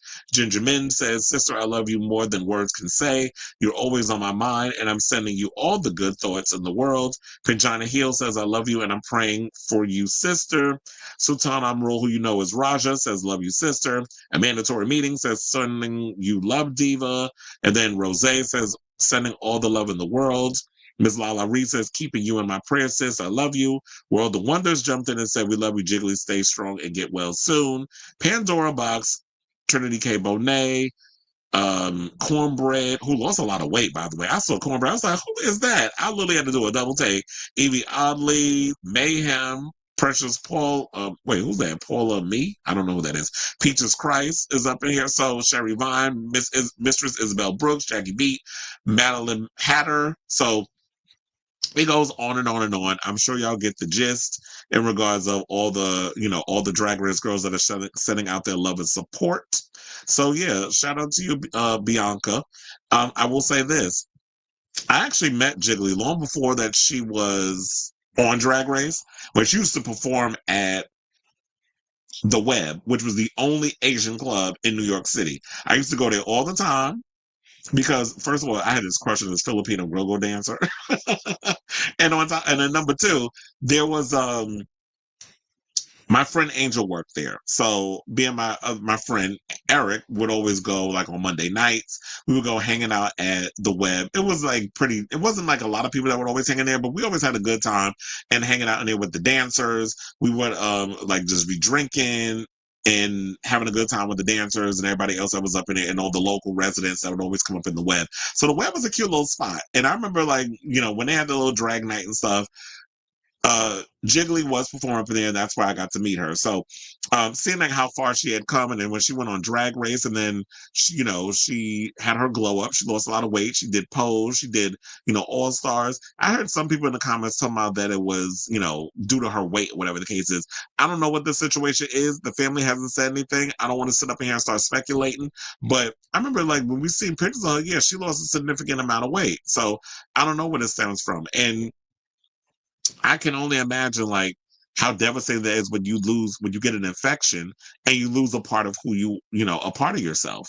So, and she is a fan favorite amongst the many queens that have sashayed in and out of the workroom over on Drag Race. And that baked potato post-apocalyptic couture outfit is, and I said apocalyptic intentional because of LaShawn Beyond. That look was iconic. I remember when she came in with the that little boat, that ugly orange boat thing that she did. But also the reason why she is known as Bianca is because, and for those of you probably not aware, Jiggly came out as trans in 2016. And so, like I said, she was a permanent judge on Drag Race Philippines, but of course now because of what had happened, she has to step down. So, shout out to you, Jiggly, and prayers up, heal up. You got this. We definitely are out here rooting for you. And I know it's going to be a hard road ahead, but you know what? Just stay optimistic. and stay positive. So I say all this to say, what do you guys think of this story regarding my girl Jiggly Caliente, aka Miss Bianca Castro, losing a majority of her right leg due to an infection? So yeah, prayers up, sis. So let me know what you guys think of this story in the comments down below. I wish her nothing but the best. To highlight of season 4, All-Star 6, and her little cameos and pose. That's what was All-Stars 4. I said All-Stars 3. I mean, I'm not All-Star. Season 4. That's what I meant. I don't need to know how to sew to be America's Next Drag Superstar. You don't see Beyonce wearing her shit. I mean, some of her shit. Oh, yeah, that was iconic, that line. I was like, but sis, you kind of do need to sew to become America's Next Drag Superstar.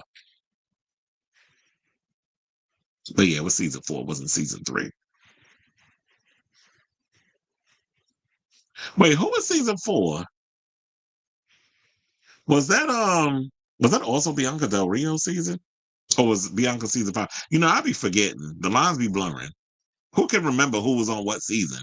Unless you get a reminder. But anyway, that's neither here nor there. But one season I do remember this queen being on, and that's season 17. So let's get into Miss Lydia Boho Kollins, who, you know, has been revealed. And his child, first of all, is the world's worst kept secret. We all knew Lydia B. Kollins was on All Stars 10 long before we even saw her on season 17. So that leak came out eons ago, like last year. So Lydia is spilling a little tea regarding, you know, how long it took her to get prepared for All Stars 10 in between just getting eliminated off of season 17. So one of the biggest known secrets in Drag Race world was that Pittsburgh drag queen Lydia Butthole Kollins did double duty last year. Not only did she make her global debut on RuPaul's Drag Race season 17, but she also did something only one queen has ever done. Just a few weeks after returning home, Kollins agreed to participate in RuPaul's Drag Race All-Star Season 10 with just 5 days to prep, an achievement pulled off by only one other queen in the history of the franchise, and that would be none other than Chad Michaels, who ended up winning All-Stars 1. We hate All-Stars 1, but I am glad that Chad won her season. Now, she said, quote, I had gotten back from season 17 filming, and it was like 3 weeks later they called with the All-Stars 10 invite. And I had about 5 days or to a week to sort of get it all prepared and ready. But it was chill. I think that if there's anyone who could do it, it was LBK. It was also, Lydia added, an automatic yes to an immediate workroom return, a feat that has only been achieved by 5 other queens. Latrice Royale and Chad Michaels, both season 4 to All-Stars 1, Aja season 9 to All-Stars 3, and Monet Exchange and Mo Hart seasons 10 to All-Stars 4, 2 of whom won their All-Star season. Now, of course, the ones that won would be Chad Michaels and Monet. Wait, Monet, right? Yeah, it was Monet. Why am I bugging? Monet co-won with Trinity. Now, they said, quote, to go back, I feel like you can't pass up an opportunity to A, be on TV, and also B, get to share your art in front of RuPaul. So yeah, automatically, I was like, fuck yeah, why not? What do I have to lose? She told the publication. Going home first. Now, Lydia also teased that even though we've just seen her season 17 package, so to speak, she still has an All-Stars glow-up. For the next part, for part 2, the remix, I went balls to the wall, and it was something that I am doing, things that I would never previously thought of doing. So I'm very excited to let that out. Now, Lydia will be joined by a cast of 17 other drag alumni, including Ginger Minj for her 3rd All-Stars. RuPaul's Drag Race. Now, I will say this, because I totally forgot until it was reminded when we did the last show, which was 2 days ago. It was like, yeah, Lydia's going to walk in the room. Everyone's going to be like, who this girl? Harper, who this queen? We don't know who she is. We don't know her. But then I forgot. The only person in that room that would know who Lydia is would be Mistress Isabel Brooks, because Mistress was on season 17 during the Villains Roast. And Lydia won that challenge. So it makes sense that it was like, okay, now at least there's one girl in the room that knows who Lydia is. And look, Lydia and Mistress are on the same team. So in the end, it actually all works out. So, and I was a little worried about that too, because I was like, okay, Lydia's going to be a part of the franchise. She's coming on All Stars. And it's like, yeah, it is a completely different playing field. Like when you showing off your fashions and stuff on the regular season versus All Stars, they are expecting that glow up. And it's like, yeah, you don't want to walk in a room where a lot of these girls are elevating their fashion and all that other stuff to the nth degree. Very, based off of like it's a glow up from their previous season. And now you have the same thing happening with the All Stars. So Lydia walking in is like, yeah, she definitely got to step her pussy up in that whole situation, and we'll see if she does. But look, this photo here, this promo photo, and this is off the Drag Race Instagram page, if I'm not mistaken. Wait, hold on, let me see. Yeah, the RuPaul Drag Race Instagram page, where you get to see this look. But before we get off here, I was like, yeah, let me show y'all the whole thing. So yeah, that's the whole head to toe look. But I'm like, I'm loving what I'm seeing so far. So yeah, I say all this to say, what do you guys think of this story? Are you excited to see Lydia Butthole Kollins coming back for round 2 immediately after being eliminated from season 17? And like I said, this is pretty much Ru is excited to just be saying butthole again on TV, because anything that where it's like childish comedy stuff, Ru likes that. So any opportunity for her to just say butthole or just throw the word butthole out there, she gonna say it. So good marketing on Lydia's part. So let me know what you guys think of this story in the comments down below.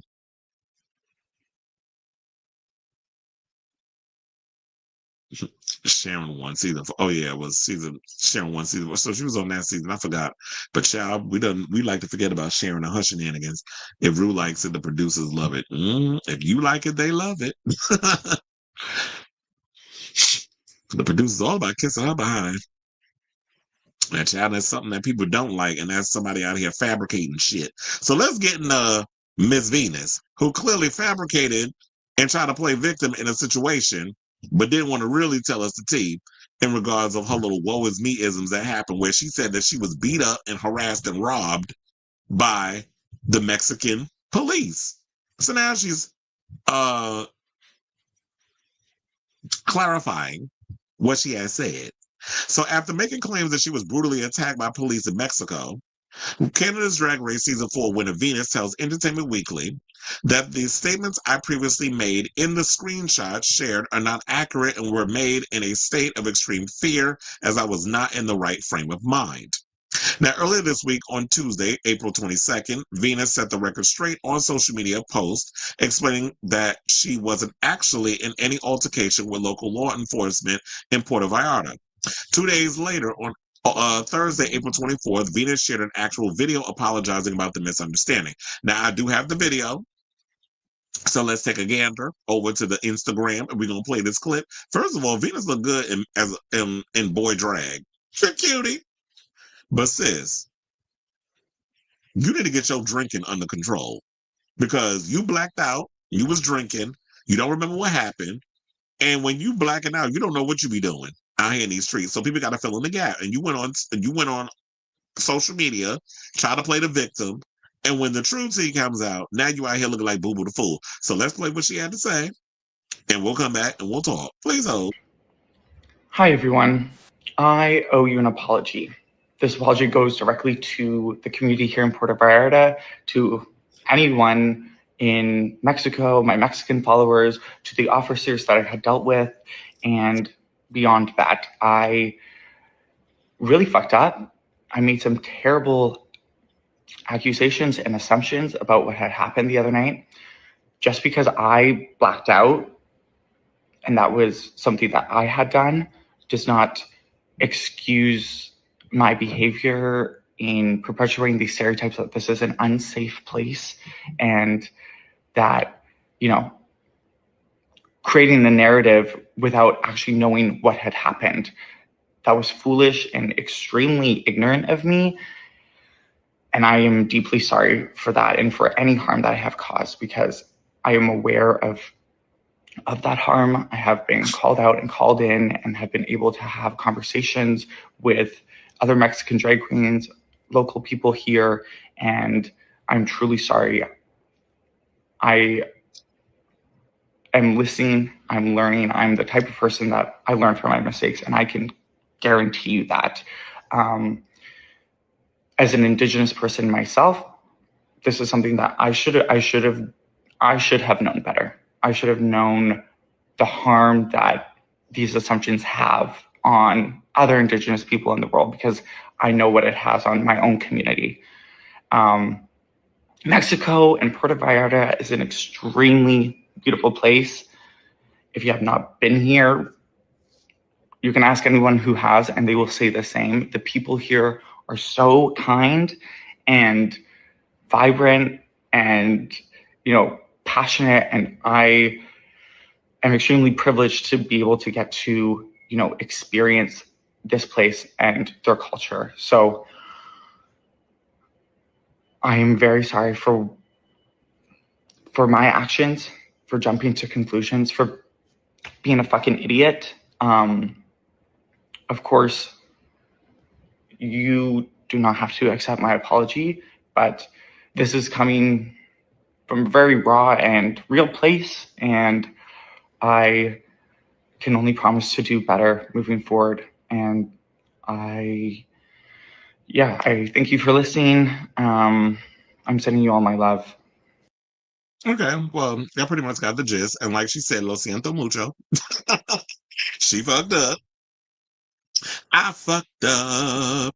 I made a mistake. You know that Madonna song. It's like, yeah, you fucked up, honey. So Venus was in Mexico.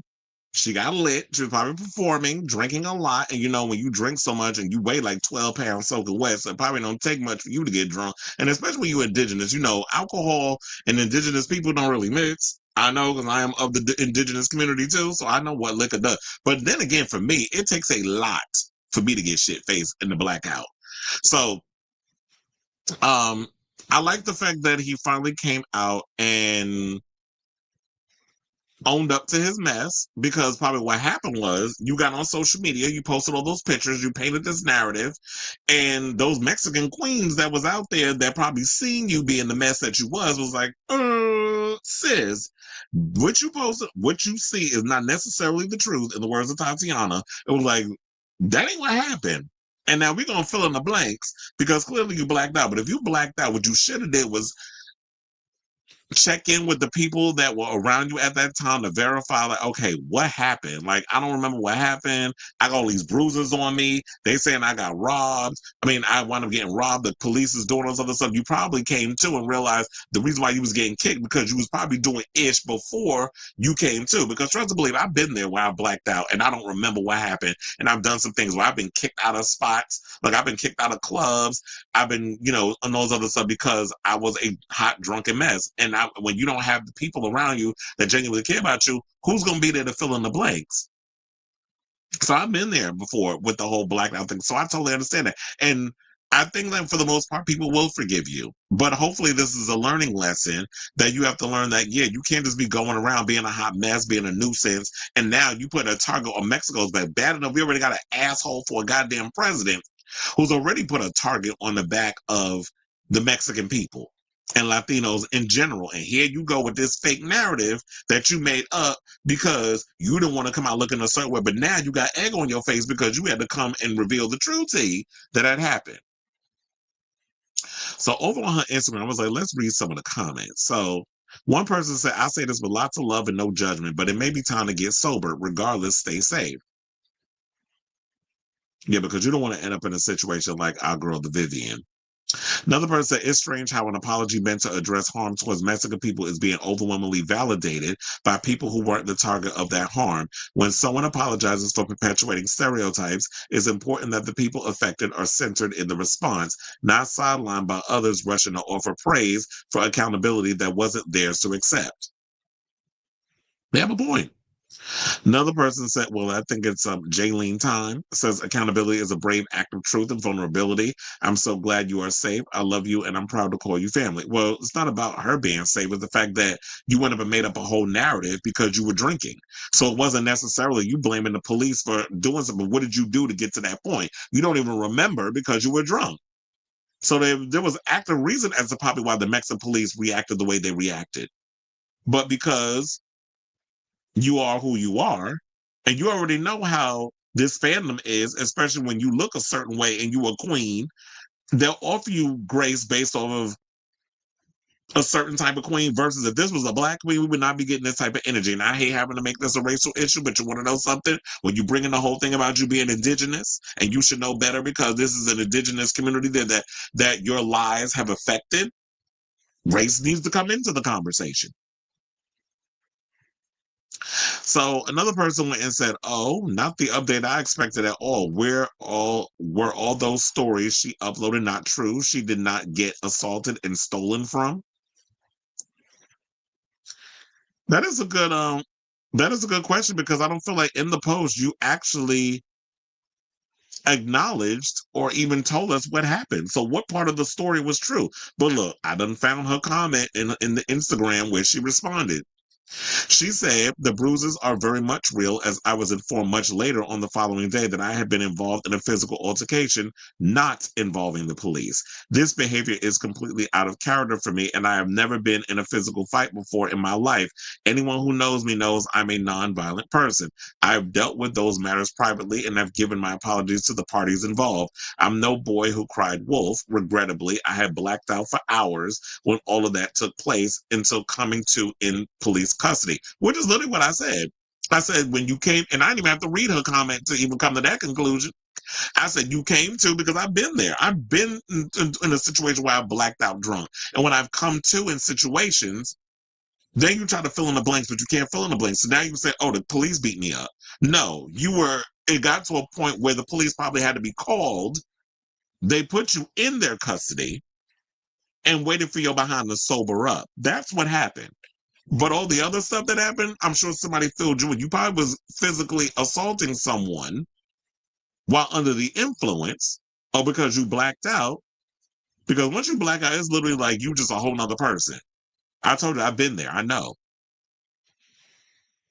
So yeah, she said that she gave the person parties involved. "I'm no boy who cried wolf. Regrettably, I had blacked out for hours when all that took place. I spoke prematurely and thought things happened to me at the hands of police, as waking up in custody was the first thing I remembered after blacking out at a nightclub. I posted this video as it is necessary that I publicly apologize to the community here in Puerto Vallarta and to the officers in which I wrongly accused of causing me harm. This was a foolish mistake erected out of a genuine fear, but that does not excuse me from speaking without knowing all the facts, and for that I am deeply sorry." So I'm glad you spoke out. Child, but here's the gag. Somebody said, "Let's be real. If this ain't your first blackout, then this isn't your first mess either. Trust, a lot of us have been there. So take this moment, learn from it, and seriously get your relationship with alcohol together. Because, mama, being the life of the party doesn't mean you got to lose your life at a party. Kudos for taking accountability." So we'll pretty much just leave it there in regards to that. But I definitely want to hear from you all. What do you guys think of this story regarding Venus? I'm admitting that, and I'm glad I did not cut up that previous Venus story and post it up on all my socials. There was a reason why the universe was like, "Yeah, don't do that clip. Post the other stuff." That's why I'm glad I listened to my spirit, because the spirit never steers me wrong. And this is why. So now I'm going to cut this one up and post it on all the other socials, because we got an ending to the story. We got the true story. We ain't get all the story, but we got what we got, and we could just fill in the blanks and figure out, okay, so what had happened in between the other stuff. She said she apologized to the people that were involved for real in the situation, and if they take her apology, then that's up to them. But yeah, I want to hear from you guys. What do you think of this story? This is why I always say, before y'all get up on these socials, before y'all start posting on your little videos and your pictures and your woe is me-isms and all that other stuff, make sure you check and see and figure out all your other stuff before you start getting on social media and using your platform as a winner of a Canadian drag show, Canada's Drag Race, and looking for sympathy and empathy from people when you don't even have all the facts your damn self. Because now people look, now they're gonna be looking at you with a side eye. And yeah, this is an apology situation, but now it's like I'm gonna be side eyeing you whenever little incidences happen. It's like, okay, so now what's the tea? What really happened? And now you got that reputation stuck upon you. So while we done forgave you this time, now everybody's gonna be kind of looking at you with a little skepticism. So let me know what you guys think of this story in the comments down below.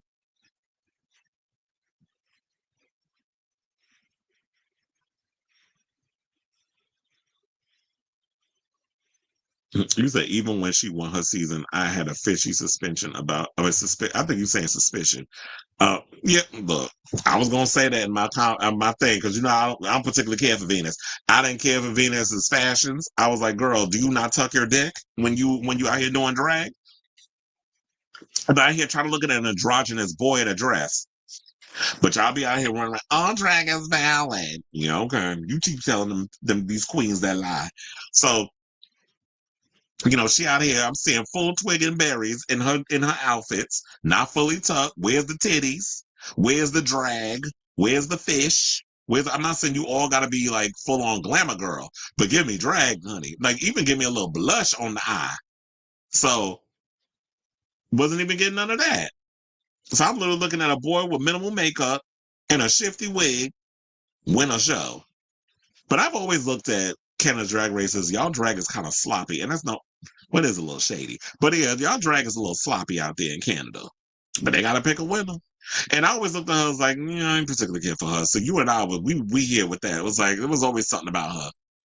But yeah, sis, get your alcoholism under control. Maybe you need to join an AA, go to rehab, like stay away from alcohol. Like you hear many stories of girls from Drag Race who are just like, yeah, I'm sober. Like I don't drink because it was like they had like this crazy relationship with alcohol. And you got to figure out what is it like. Do you feel that the alcohol gives you courage when you out there performing? Like you can't just get out there and perform as yourself or as Venus. That you need alcohol to help get you there. But if you need that as a crutch, that's a problem.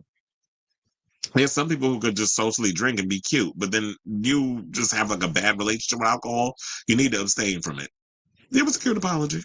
It's like not taking responsibility ain't cute no matter how much makeup you put on it. Ooh. Yeah, put a statement like that without the details, especially with this current administration, with their propaganda isn't extremely dangerous, but points to him for at least owning up to it. Yeah, I'm glad you owned up to it. I'm glad you came out and said what you said, but you got to realize how that looked. And especially with this current damn administration and how he out here trying to bully Mexico. But now he out here looking like Boo Boo the Fool because them tariffs done blew up in his face. China is making fun of him and laughing at him. Everybody, that's literally Trump right now. And I'm just cackling. But still should have known better. Exactly. It ain't your first mess. Okay. That's why I said if this not your first time with the drinking, so this ain't your first mess either. So I don't drink either. I saw what it did to the last guy I used to talk to and knew I had to stay away from it. Now, I know quite a few people that are not big drinkers. I'm not really a big drinker either. Like I'm a social drinker when I go out with friends and stuff, but other than that, I'm not really a big alcohol drinker. Well, I used to be when I was younger. I was like, first of all, y'all want me out here looking like an old dried up prune, then I would be out here drinking. But that's why I look youthful, because I stay away from the alcohol. I stay away from the drugs and the alcohol. I was like, You're not gonna have me out here looking all dried out. All right now. Okay, y'all. So let's get to our final topic and let's get into this drag race news. I want to end on a positive note. Because with everything else going on with that whole Venus story, I was like, we need a palate cleanser. So whenever it comes down to it on Drag Race, the girls, they care about, like the big thing with them is from the time you get on the show to the time you're off the show, how many Instagram followers can these queens accumulate? Well, shout out to out.com who managed to gather how many people have been following a lot of the queens, now that Drag Race is been, we found out who our winner was about a week ago, because today's Friday, so it's been a week. So RuPaul Drag Race Season 17 had it all. Fierce competitors, sickening looks, hilarious memes, a diverse cast of queens from across the United States, and an exciting finale that crowned a queen who proved that it do take nerve. So now, as the Drag Race Queendom takes over the world and introduces fans to LGBTQ plus talent in all of its forms with the charisma, uniqueness, nerve, and talent, it became harder than ever for queens to really stand out among fans. On the other hand, the challenge presents itself as an opportunity for queens to build upon their talent, charisma, nerve, and talent. Why they put talent, charisma. I think they meant charisma. Y'all done messed up the thing out. Well, funny enough, I was ad-libbing when I was reading the article too. So anyway, so it says that over the years, Drag Race legends like Trixie Mattel, Bob the Drag Queen, Plastic Tiara, Bianca Del Rio, Jinx Monsoon, Katya, Sasha Colby, Monet Exchange, Alaska, Nymphia Wynn, Shea Coulee, Violet Chachki, Adora Delano, Simone Ye, Sasha Velour, Valentina, Trinity the Tuck, Gottmik, Kimchi, and Alyssa Edwards, among others, have proven that the real race starts after the show. So despite concern over Drag Race fatigue, fans are still interested in meeting new queens, falling in love with them, and understanding different perspectives in the art form of drag. Now, comparing the following that these queens had prior to the Meet the Queens cast announcement and after Drag Race Season 17's finale paints a clear picture that the engagement level within the franchise is very much alive and well. And you want to know something? I'm glad y'all did the math, because ain't nobody got time for that. So let's start with, because there was 14 queens this season. So let's start with Lana Jarrett. So Lana Jarrett comes in at number 14 with an 147% growth. So statistically, Lana Jarrett grew less on Instagram than her season 17 sisters, of course, and you know, but some people say it's because she's Black, because she already had the biggest following prior to the show. Now, before being introduced on Meet the Queens, Lana already had 52,100 IG followers. As of Monday, April 21st, 3 days after the grand finale, Lana's growth of 147% currently amounts to 128,500 IG fans. Now, coming in at number 13 would be Crystal Envy with a 160% growth. Now, Crystal was crowned Miss Congeniality of the season after being voted by her Drag Race sisters to win the title. Much like Lana, Crystal had a pretty large audience with 41,400 followers before she was even introduced in the Meet the Queen segment.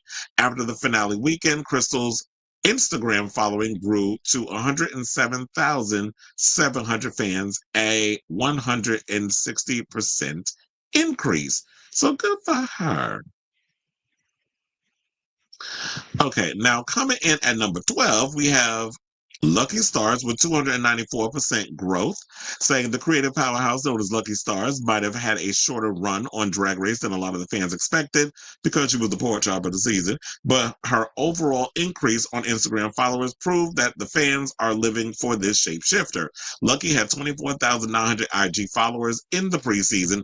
After her run on the show, the Miami, Florida Queen is at 98,000 fans and should cross the coveted 100K any day now. And I will also point this out. I like Lucky Stars, and I'm gonna probably be a little biased with it, but because she follows me on Instagram, that's why I'm also a fan of hers too. It's like, out of all the people that I tagged and I posted their pictures from the Drag Race premiere, she's the only one that I know so far that has followed me on IG. Okay, so now let's see who's coming in at number 11. None other than Joella Ella AAA. So on one and only Slasian diva of Los Angeles, she grew 346% throughout Drag Race Season 17. She started this journey with 11,700 followers and ended it with an Instagram following of 52,200 people. And I wonder if she had that big number because of because, you know, she was a Katy Perry stan, and, you know, she's appeared in a lot of photos and things and on stage with Katy Perry. So I wonder if it was because the Katy Cat started following her. Okay, so now coming in at number 10 is everyone's favorite queen, Ariete. I know, was that shady? No, just fees. Okay, so now even though Ariete is one of the most followed drag queens from season 17, she had a much bigger reach on social media than most of the other queens, thus resulting in a lower growth percentage within her audience. Before season 17, Ariete had 26,300 followers on IG. As of Monday, April 21st, she now has 151,400 fans on the social network. Okay, so now coming in at number 9 is everyone's favorite emotion, sadness, aka Hormona Lisa. Now, despite going home early, Mona Lisa went viral quite a few times throughout her Drag Race run and grew 548% in terms of Instagram following. Chattanooga's Pastel Princess had 12,600 followers before season 17's Meet the Queens and is now reaching as much as 81,600 people on the social network. So congratulations, sis, on your 568% growth. Now, y'all better start taking y'all memory pills because coming in at number 8 is none other than Acacia Forgot with a 694% growth. So now with an overall growth of 694%, Acacia Forgot had 6,700 followers. So we'll just put it that way. Prior to Drag Race, and walked out of the competition with 53,200 IG fans. All right, now coming in at number 7 is everyone's favorite cameo queen, the one and only Corey King. Or should we call her Corey 2? Now, Corey King's run on Drag Race took her from 17,800 followers before the Meet the Queens introduction to a total of 157,000 IG followers out of the season 17 finale weekend. This means that Corey grew 783% during this period. Now coming in at, let's see, who else? Okay, so now coming in at 6th place is one of our top 4 queens, and that would be none other than Sam Starr. So she has a 865% growth. They're saying that Drag Race Season 17 finalist Sam Starr also went from a smaller audience with 13,000 followers to a massive Instagram reach with 125,500 followers over the course of the competition. Now, crunching those numbers, Sam's total growth on IG adds up to 865%. Well, good for her. Okay. She looks good, though. But she always never takes a bad picture. Now, coming in at number 5 is another top 4 queen, and that would be none other than Miss Lexi Love with 1,144% growth. So these days, everybody's saying Lexi Love, and we're living for it. The Drag Race finalists went from a very significant preseason following of 17,400 to a total of 216,500 as of Monday, April 21st. Now, despite growing 1,144% while competing on season 17, it still feels like this is just the beginning of the rest of your life of a very long and very iconic career for Ms. Lexi. She is giving superstar for sure. Now, coming in at number 4 is another top 4 queen, but I should probably say top 2 because, oh wait, I've closed my window. Hold on. And I was on a roll too. I was like, I messed that up. Please don't. Is none other than Miss Jewel Sparkles. So she put the ding on everything. Drag Race Season 17 runner-up Jewel Sparkles went from 16,900 IG followers prior to her Meet the Queens introduction to a grand total of 228,900 followers 3 days after the finale. Now, those numbers have Jewel's ranking in 4th place on this list of a growth of 1,254% on Instagram. Now we're getting down to the top 3, which is awesome. And it's none other than Corey's other half, Lydia Butthole Kollins, with a 1,283% growth. So Lydia Butthole Kollins grew 1,283% over the course of season 17, going from 11,500 followers before being announced as a cast member to 159,000 as of this writing. The Boogie Wonderland diva herself, who is currently presiding as the First Lady of the Corey Kingdom, had an incredible showing on Drag Race, and the numbers, like Shakira's hips, don't lie. Now, coming in at number 2, this might shock everybody, but it's our Drag Race Season 17 winner, baby, On Your Nerve. Now, the iconic, lovable, and talented winner of Drag Race Season 17 went from having 5,800 followers to a new postseason total of 167,000 followers. That is a growth of 2,791% for On Your Nerve on Instagram, which is really remarkable. Now, to put things in context, Onga's IG reach grew more than both winners for the past 2 seasons of the flagship Drag Race series. And of course, y'all should probably know who number 1 is since I ain't said a name yet. Say her name, say her name. All right, so, and it's none other than the one who everybody thought was going to actually win the season. Susie 2 is number 1 with a 3,188% growth. So Susie 2's following grew 3,188% over the course of season 17. Not only did Susie grow more than any of her season 17 co-stars, but she also outperformed every single queen's Instagram growth within the season 16 cast. So it kind of makes me wonder if all of that, everybody online talking about she's delusional, all that was fakeness. Y'all probably was out here, those same ones that was out here throwing the hate was probably out here following her. Now, specifically, the polarizing Plain Jane grew 2,822% on Instagram, a percentage that Susie has certainly beat. Prior to the Meet the Queens cast announcement on Drag Race Season 17, Susie had 5,600 followers. She was literally the lowest number of followers out of the entire cast. As of Monday, April 11th, the newly crowned queen of She Done Already Done Had Herses had reached 184,100 followers. So, there you have it. Now, the question remains for y'all. Are y'all following all these queens that I mentioned? And who are your favorites? Who are you not? Well, I guess at this point, the show's already over, so it don't matter. Who are and aren't, excuse me, your favorites and things of that nature. So, yeah, I definitely want to hear from y'all. So, let me know what your thoughts are on this story in the comments down below.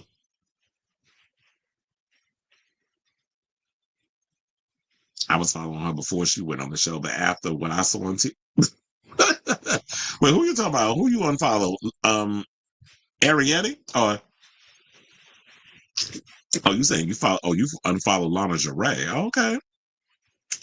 Lydia also gained a lot after the All Stars 10 announcement. A few days ago, she also had the most liked individual All Stars 10 post with over 160K likes. I wonder if it was that. Was it the picture that I posted up earlier? Was that the one with the most likes? But that wasn't on her Instagram. That was on the RuPaul's Drag Race Instagram page. So I don't know. I probably have to go over to. Wait, do I ever have? Oh yeah, I do. It's called Forehead Brows. That's her Instagram. I have it open still.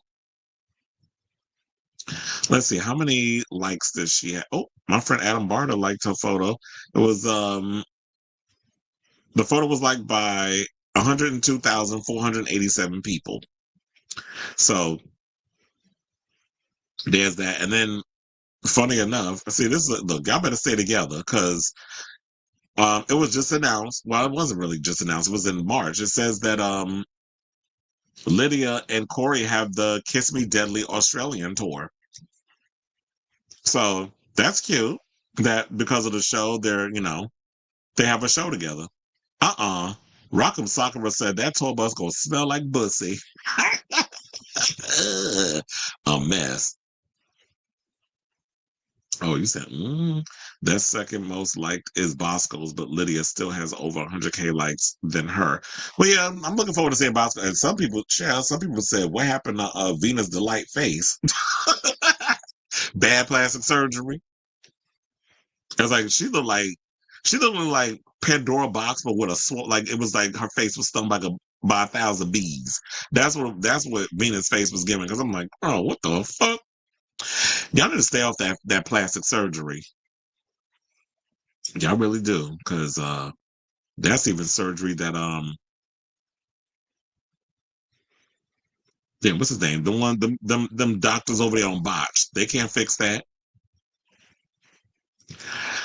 Okay, so where it says share your preferred link. I'm like, what is that? Oh, okay. So all right, y'all. So now you said Venus got too much surgery to look like that was another thing too, because I remember like Venus Delight, she was a Madonna impersonator.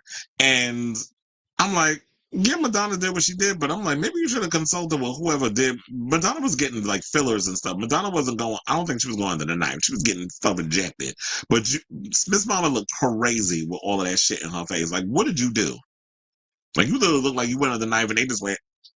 Like, they hacked at your ass. Like that scene in Friday 13 Part 3 when Chris was waving the machete at Jason and he was trying to back up. That's literally what it looked like the doctor did to your face. Like he was conducting the orchestra while he was doing surgery. And now you look crazy. But anyway.